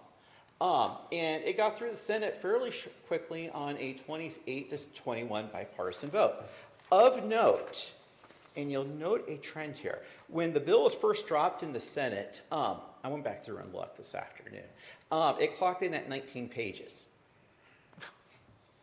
It goes to the House. The House did significant markups on the bill. It dropped it from a gross misdemeanor to a simple misdemeanor. It looked at tying possession and use together, not just that you're possessing drugs, but now that you're possessing or in using them in public. It provided the rigid treatment requirements. The summary of changes of the House bill run about 4 pages when you pull it up from the bill summary on the legislature's website. That made it extraordinarily difficult to prosecute, much less for a defendant to go through. They provided for preemption for paraphernalia, and you'll note it was a 54 to 41 vote. By the time the House was done with it, the bill now clocked in at 37 pages.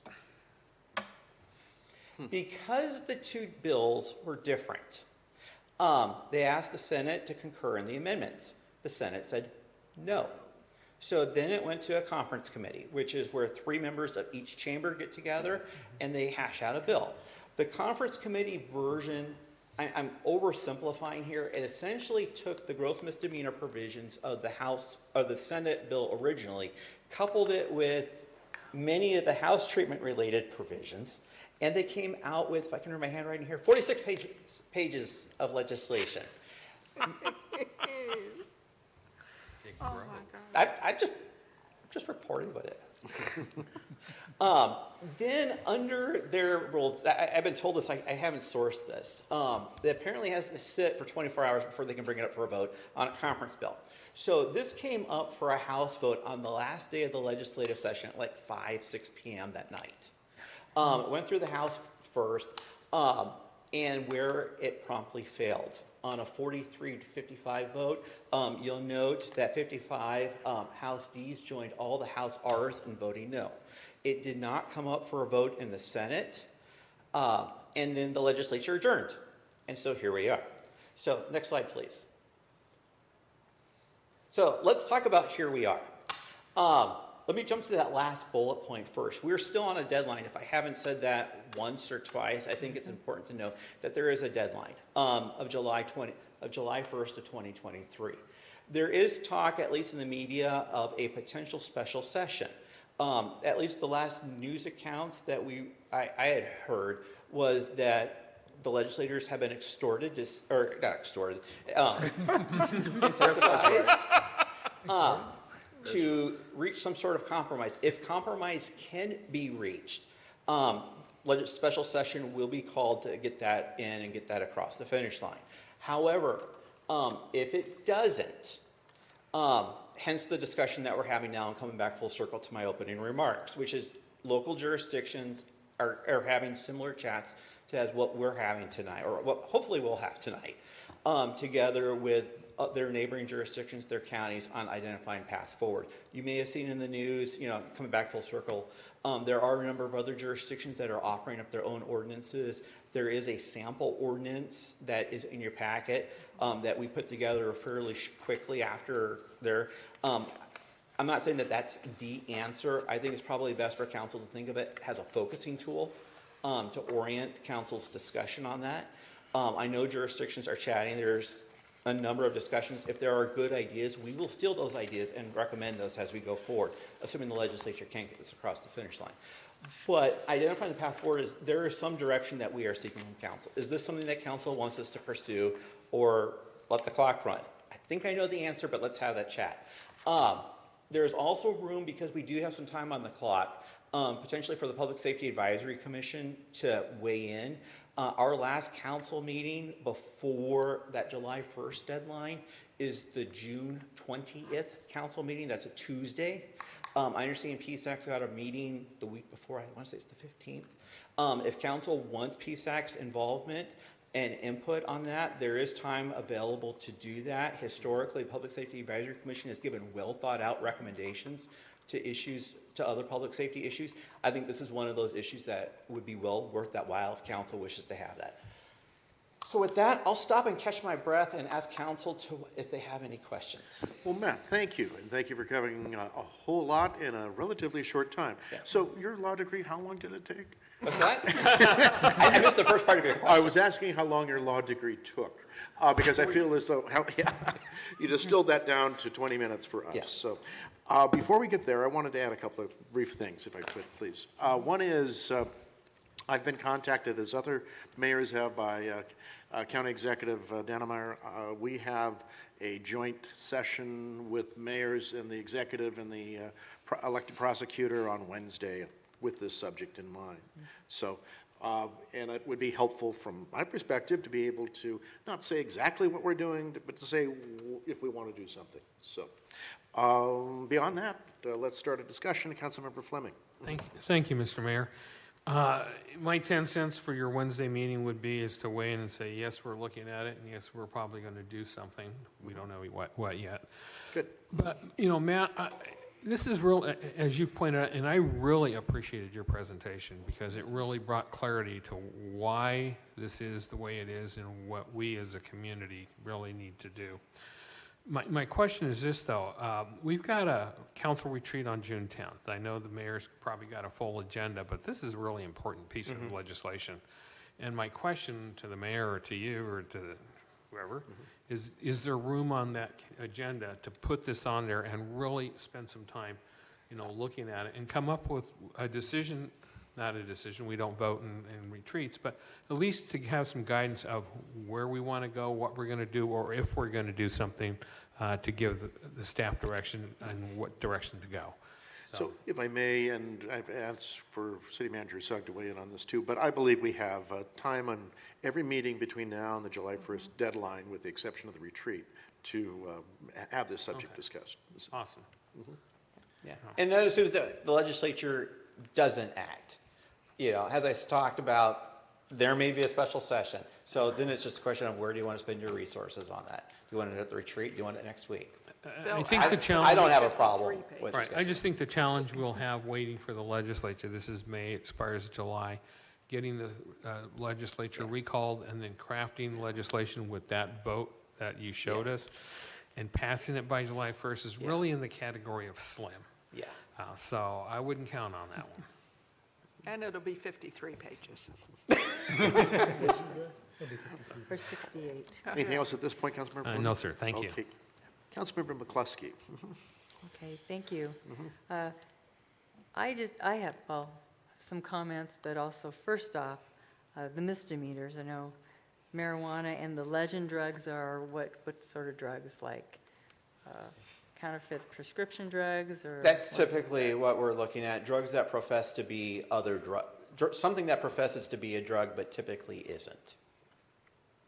Counterfeit. Yeah. Basically. That's probably a shorthand and easy way to look at it. Okay. I know the chief's around. I don't know if he's got a different view on that, but. No, Right. Okay. All right, thank you for that. So some of I've always had a problem with the knowing element of this because I like the diversion piece to it. So I like to, and for sure the Public Safety Advisory Commission, I think that's a good way to get some feedback from them, and that reflects maybe some values of our community. But the knowing element, as I always suspect, it's in my little pocket, but I didn't know it was there. And you could see by the numbers how many are sort of off the hook with that, and that makes me a little nervous because they haven't circled back and did their behavioral correction, which diversion could do, so they missed that piece to it, so to go out and recommit whatever they're doing. So that's some of my thoughts in regards to that, and I would like to also understand what other jurisdictions in our state is doing, especially within our county. so that University Place and Lakewood are not different. You know, there's sort of a unified look to the law, that just to see what comes back with that. And it's interesting that with this Blake fixed, how coming to sense that how it's not continuing after the previous years. So I want to know why. Is it because it was too lenient? That in regards, which is my suspicion. So I don't really want to mirror the Blake fix unless I have more information on that to make sure it's the right fit for University Place. That's my comments right now. Thank you. Councilmember Belisi. Thank you, Mayor. Leave it up to the legislator, and legislation can be screwed up. I mean, 40 some odd pages, and they still can't get it rectified, and they've made it more and more confusing. It's no wonder we have no prosecutions when it comes to drug possession. This knowing element that is in there is idiotic to begin with. All anybody has to do is just say, I didn't know it was there. I mean, what idiot is going to profess that they knew they had drugs? Some do. I know. I mean, for real. You know, so I do think we need to do something. And our Supreme Court has made it extremely difficult for us to do anything that a logical person would do on that. But I do think, you know, having our Public Safety Commission look at it in a more concerted effort without us being on the dais and having to be, you know, correct and open and so forth, I think is a good way to do it, so they can ask the difficult questions that I'm biting my tongue to ask.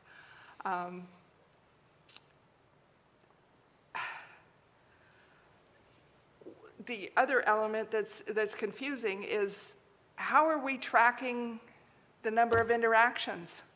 I mean, if we don't have a unified system, even if we have legislation that says after 3 times you're out, unless the offender is stupid enough to come back to University Place on 3 separate occasions to do it, it's not having our legislation there doesn't make sense. They go to Lakewood, they go there one day, they come here, they go to Fircrest another day, there's 3 interactions, and yet nothing happens.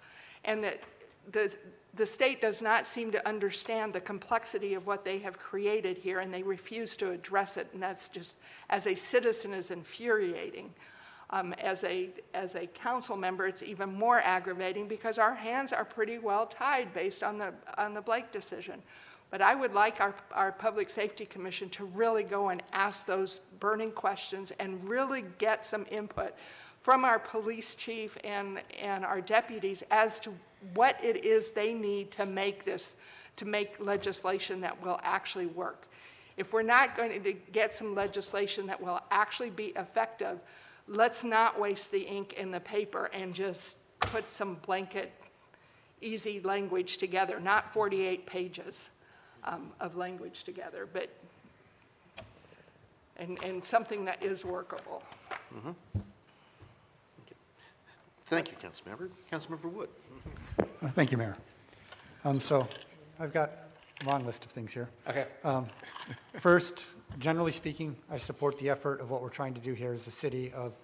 If Blake does not get fixed by the state, we need to do something at the local level. I fully support that.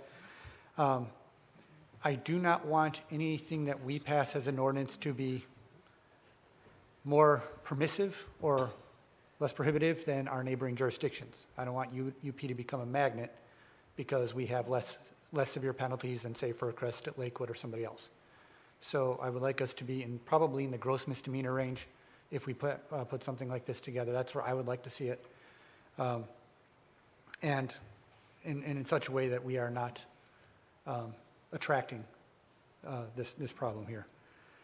I support the Public Safety Advisory Commission taking a look at this first as well. I would love to hear their comments because they can take the time to put some more thought into this. A few questions. So I know felonies get handled at the state level or by state courts.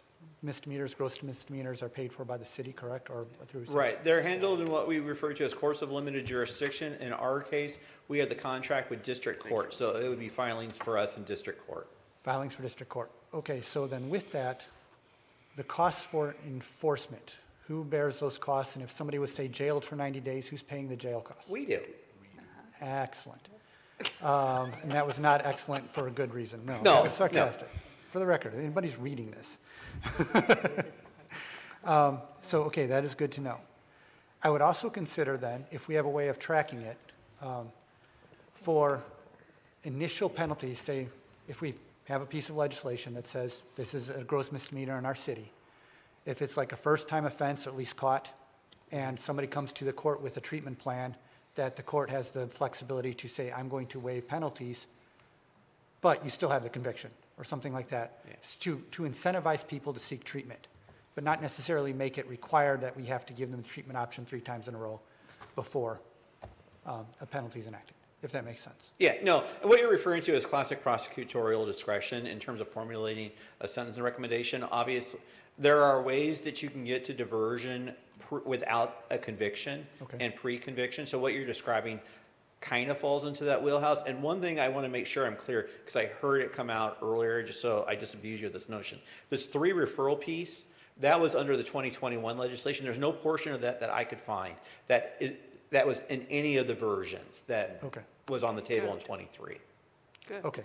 So. All right, very good. I'm going to pause here and ask for a motion to extend the meeting. We advertised 8:30. It's now 8:29. Is there a motion to extend? I make a motion to extend till 9 o'clock. Thank you. Second. There's a motion and a second. All those in favor of extending, say aye. Aye. All opposed?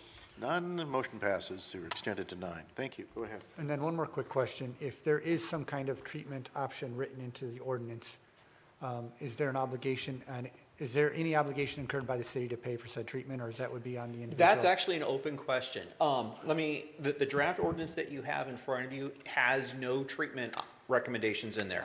It simply says, here are the things you can't do, and the draft recommendation provides for mostly gross misdemeanors. There's a couple simple misdemeanors for offenses which historically have been simple misdemeanors. Check me on this because I don't have the packet, but I think we came in at 5 pages on that draft ordinance with whereas clauses. If you take those out, how many pages? Yeah, I only lose half a page, but check me on that. Page of definitions. Yeah, no, and I needed the definitions for separate cross-reference purposes. In the various versions of the state legislation that were considered, there were funding mechanisms that were in play. But everything I've heard suggests that those were grant-based. So, okay, so it's then, not a perfect answer. Got it. So then going forward, if this ordinance, whatever ordinance version, if we come to that and PSAC reviews it and stuff, I would love to have a better idea of what that could potentially cost the city if we say go back to 50 prosecutions a year. What kind of additional expense in the city budget would we be looking at to do that? Yeah, and I can tell you historically when I prosecuted, and I'm dating myself a little bit, the local government did not provide for the treatment. What we did was typically at conviction or at case disposition, we told the defendant, look, come back in 60 days, 90 days. Excuse me, Matt, can you bring that mic up? Oh, sorry, I was trying to keep it out of the way. Yeah. What we typically did was either at conviction or at post disposition, if it was a way for a defendant to avoid the plea, would be say, come back in 60 days, with a drug and alcohol evaluation. Here's a list of, and the court would have a list of approved providers. Pick somebody on the list, bring your initial screen back, and we'll see you in 60 days. And then they would either find one or they wouldn't. And if they wouldn't, then they'd say, look, I can't afford it, I couldn't make the appointment, whatever that explanation might be. Okay. But all right, even taking the treatment out, I would like to know what this would cost the city. Okay, and I think that concludes my questions. Thank you, Mayor. Okay, thank you. Thank you. Mayor, excuse me, Councilmember Keel. Yeah, thank you. Thank you, Mayor. I don't have any confidence that the legislature is going to have some type of agreement where they're going to call themselves back by July and then take a positive vote to fix this. I just don't believe it's going to happen. So, I mean, the worst case scenario, we have to do this. Now, with the we have to do this, you mentioned it, I think in another meeting we talked about this before. There's 281 cities and towns in the state. We could have 281 different, Yes, you laws, across the street from each other. That's ludicrous. And given the state of our legislature, it's not surprising. Extremely disappointing. So I'm encouraged by the county executive wanting to pull the county mayors together to talk about this. What I'm assuming, no one's told me this, is that yes, he's going to ask, what are each of you doing? But I probably am guessing he's going to have a suggestion that maybe we all work together at the county level on some things, which may be one thing, which I think would be good. What I would prefer, and you mentioned, our great organization that I love a lot, AWC. I think this is a perfect scenario where AWC could pull together some type of draft, boilerplate, hey, you all kind of use this kind of stuff based on all of their resources that they have and pull together and to offer some things. That way, it would be, now we got 281 cities that are kind of working together, and they got some boilerplate, and we can have something that looks like the same thing based on some good information and some good research from a great organization. And secondly, we're paying for it already. I mean, as members, we're paying for that service. And so that's what I'm hoping. I'm going to make a call tomorrow and see if they're thinking about that. But, Steve, that's just something I would offer, that we can think about. I'm nervous, and I don't like the cities having to do this on their own, where everybody has their own thing. It's not doable. I think because we're going to have our law enforcement people just running around like, chasing their tails. They're going to grab somebody, and what do we do with them now? Because we got to now, sift through all these different laws. Well, no, you caught them on this side of the street, so you got to apply this. Well, no, you caught them over here, and well, yesterday they did. It's just crazy. So anyway, maybe we could think about partnering and working with some people at the county or the state level that they can actually help us do this as well. Thank you, Mayor. Very good. Thank you. Thank you all for the comments, and let me add a few of my own and echo some of yours. Let's talk about the uniformity question, because I think that is one of the key elements there. And it's one of the reasons why Executive Dannemeyer has called this together. He basically was referencing how we, as a region, approached street racing here 2 years ago. And that helped to kind of unify an approach. It wasn't absolutely identical in each jurisdiction. There was some tweaks from one to the next, but for the most part, we're all headed in the same way, used some similar definitions and moved on from there. I think the key thing here in my own mind is that we do something, and we do something soon. I don't really believe that it's in our interest to have a gap that makes this essentially legal between the July 1st and whatever it is we do or someone else does, whenever it takes effect. We need to, in my view, work with a certain amount of urgency and then come back and deal with whatever we need to deal with it to fine-tune it. Because of that, I also want to have some engagement with the Public Safety Commission, but July 1st is going to happen quickly in the wheels of government, and there won't be that much time for them to interact. So I would like us to be fairly targeted about their involvement, just so we can use their time wisely and efficiently And I'm not sure how we target it, but I think there could be a couple of key questions we turn to them to do some research on. One of those might be how we deal with this as how this changes how we do enforcement. How did it change enforcement from what we did in 2020 to what we did in 2021 under the Blake decision? And with that, I wanted to ask if the chief was available for a little bit of feedback.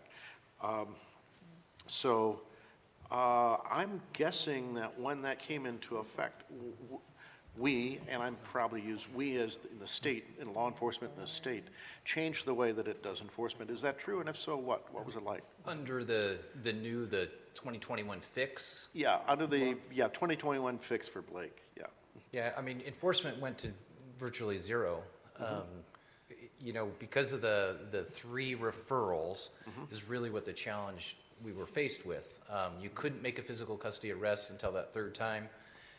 Currently, we have an ability internally to track those referrals. So we do have that, mechanism there.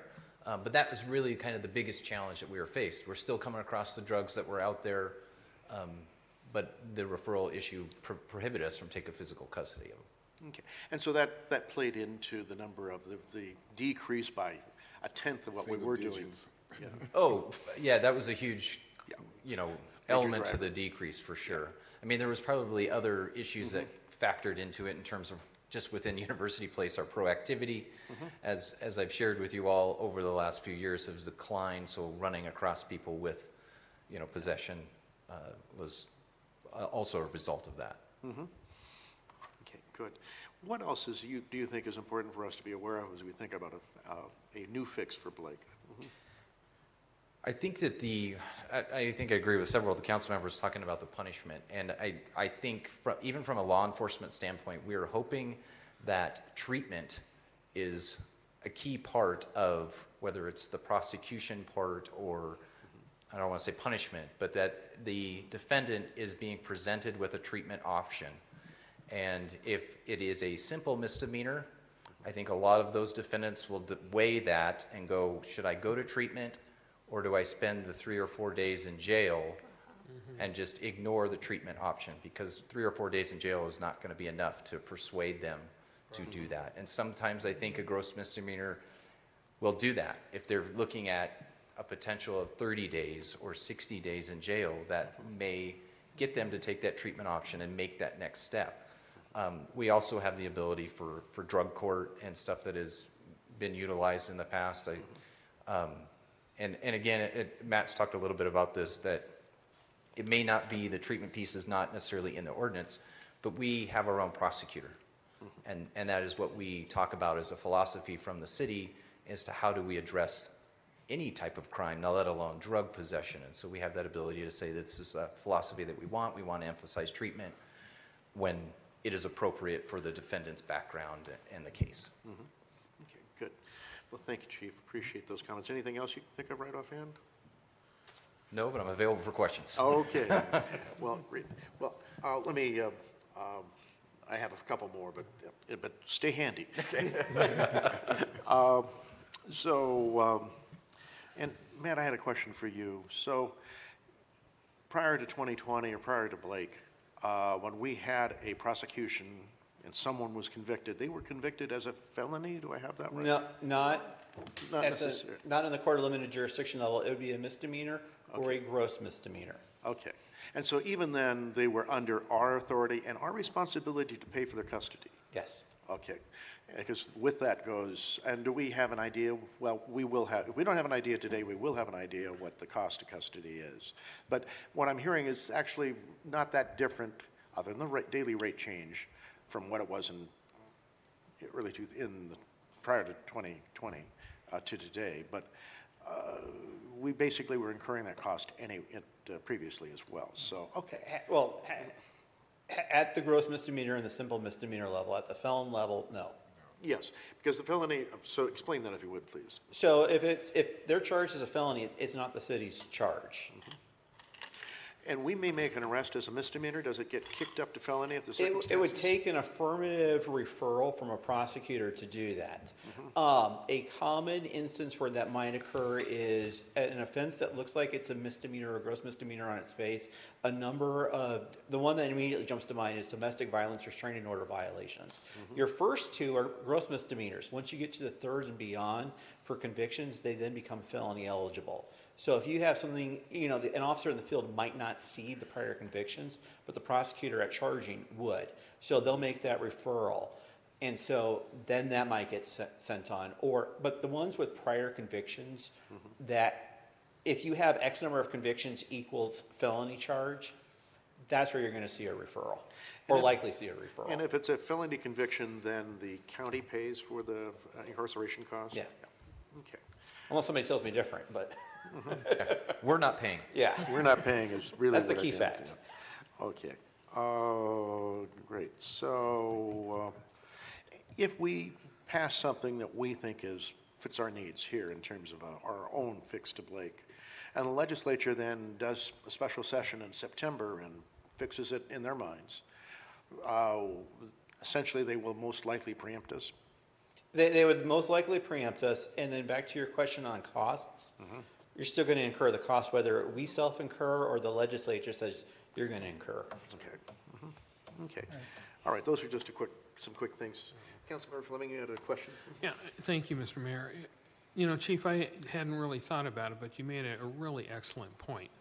If part of what we're trying to do is to deter and treat individuals who are being picked out, the idea of a simple versus gross misdemeanor really doesn't warrant more consideration, because if you are that individual who's just been incarcerated, and rehab is 30 days minimum.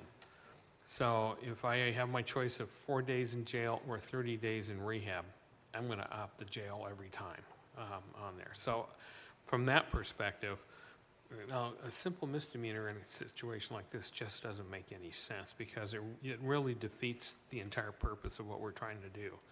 And so I know I'm way ahead of myself in terms of where we're going with it, but I would certainly lean very hard against making these simple misdemeanors, because it just doesn't work at the end. So thank you for making that point. Thank you, Councilmember Fleming. And Councilmember Velisi, then Councilmember Keel.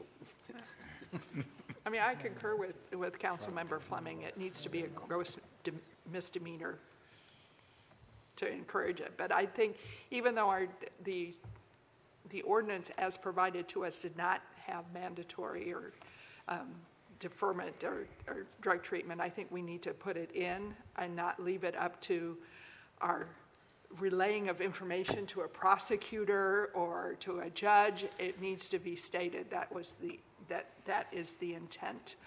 So it doesn't leave it up to somebody's discretion. Well, I think, it's a gross misdemeanor, but if you don't want to, you don't have to, sort of thing. So I would like to see them tied together. But I do think when it needs to go to the Public Safety Commission, and I think your experience on how these drug things happen, and even if our attorney can attend and explain the legal process to our Public Safety Commission, they can come up with a solution that hopefully will work.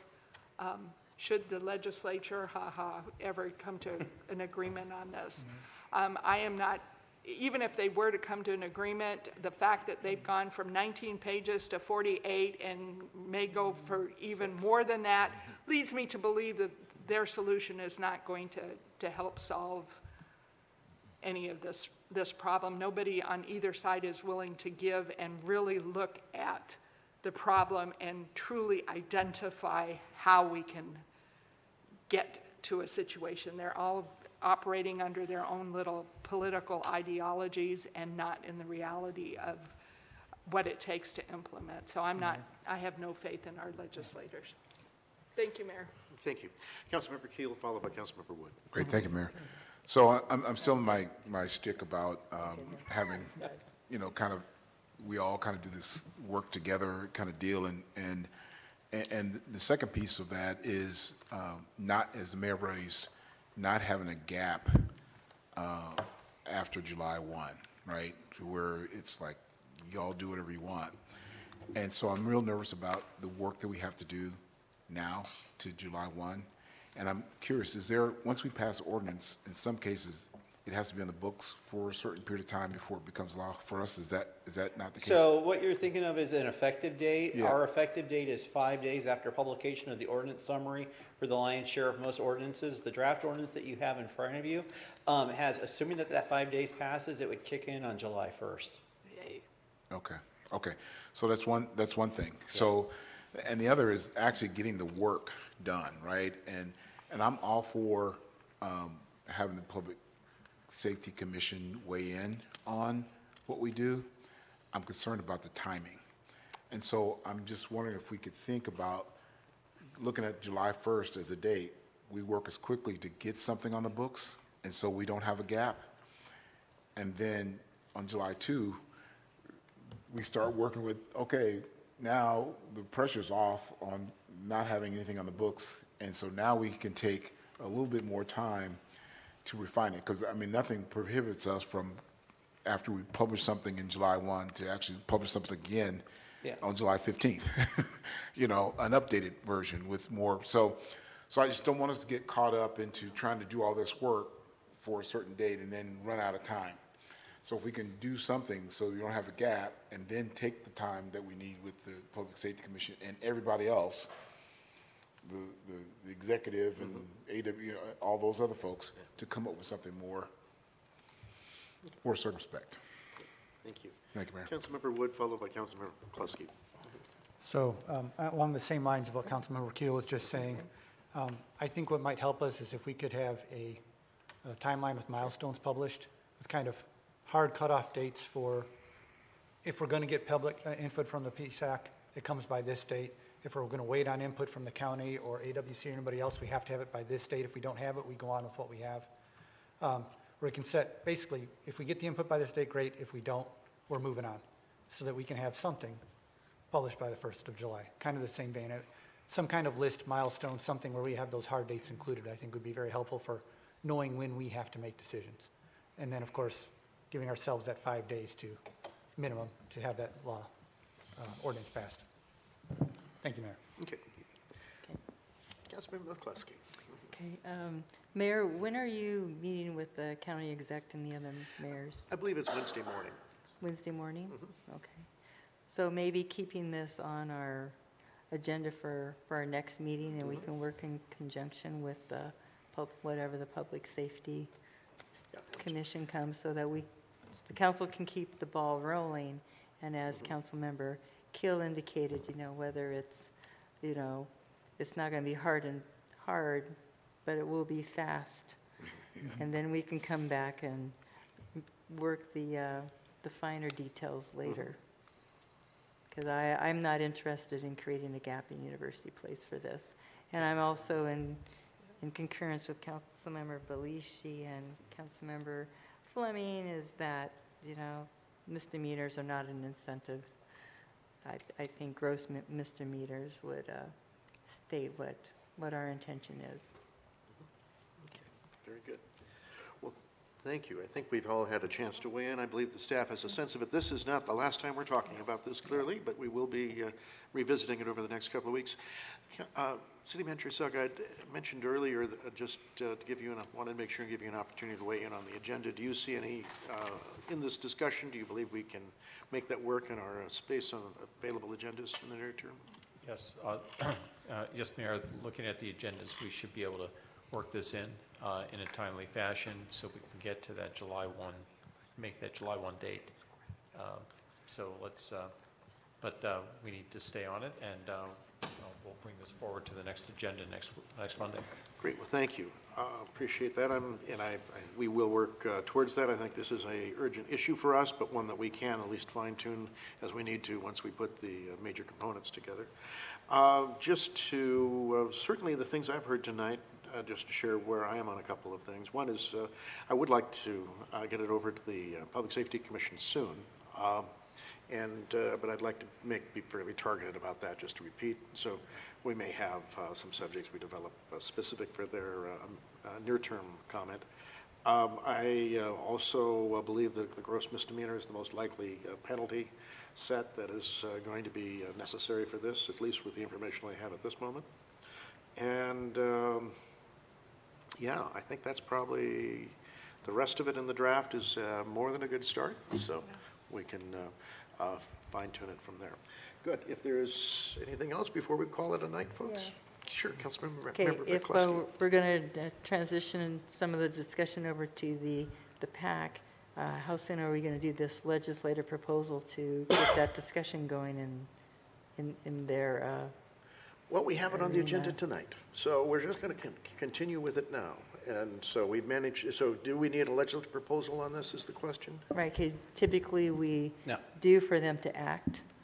Is there an exception to this, Mr. Kaiser? There is an of course there's exceptions. For consideration of legislation, well, if you're referring to the PAC, maybe you want a resolution, or council with a collective head nod can say, yeah, we want you guys starting to work on this and get forward on that. But with respect to the underlying legislation, it can be introduced in one of 4 different ways under your council rules, one of which is through the city manager, without the necessity of a legislative proposal. So, Make it happen. So we'll make it happen. That. Yeah. But going back to drop dead dates, which is a point that Councilmember Wood had raised, your last regularly scheduled regular meeting before the July 1st date is June 20th. That's a Tuesday of the Juneteenth week. And I understand there may be an AWC conference that week, so there may be some logistical challenges associated with that. We just need to make sure that we bear that in mind. Oh, we could probably do a meeting on site there like we had done before. Yeah. Yeah, I don't think this would require a special meeting, but the council is going to be the best judge of that. But July 20th. No, I had it right the first time. June 20th is your last regularly scheduled meeting before that. Yeah. And you're right. So a lot of us will be out of town. So. Yeah. But there's nothing stopping you under your rules to remote in. Okay. Yeah, no. So we've recognized that. We're working out a way to accommodate that in our procedures.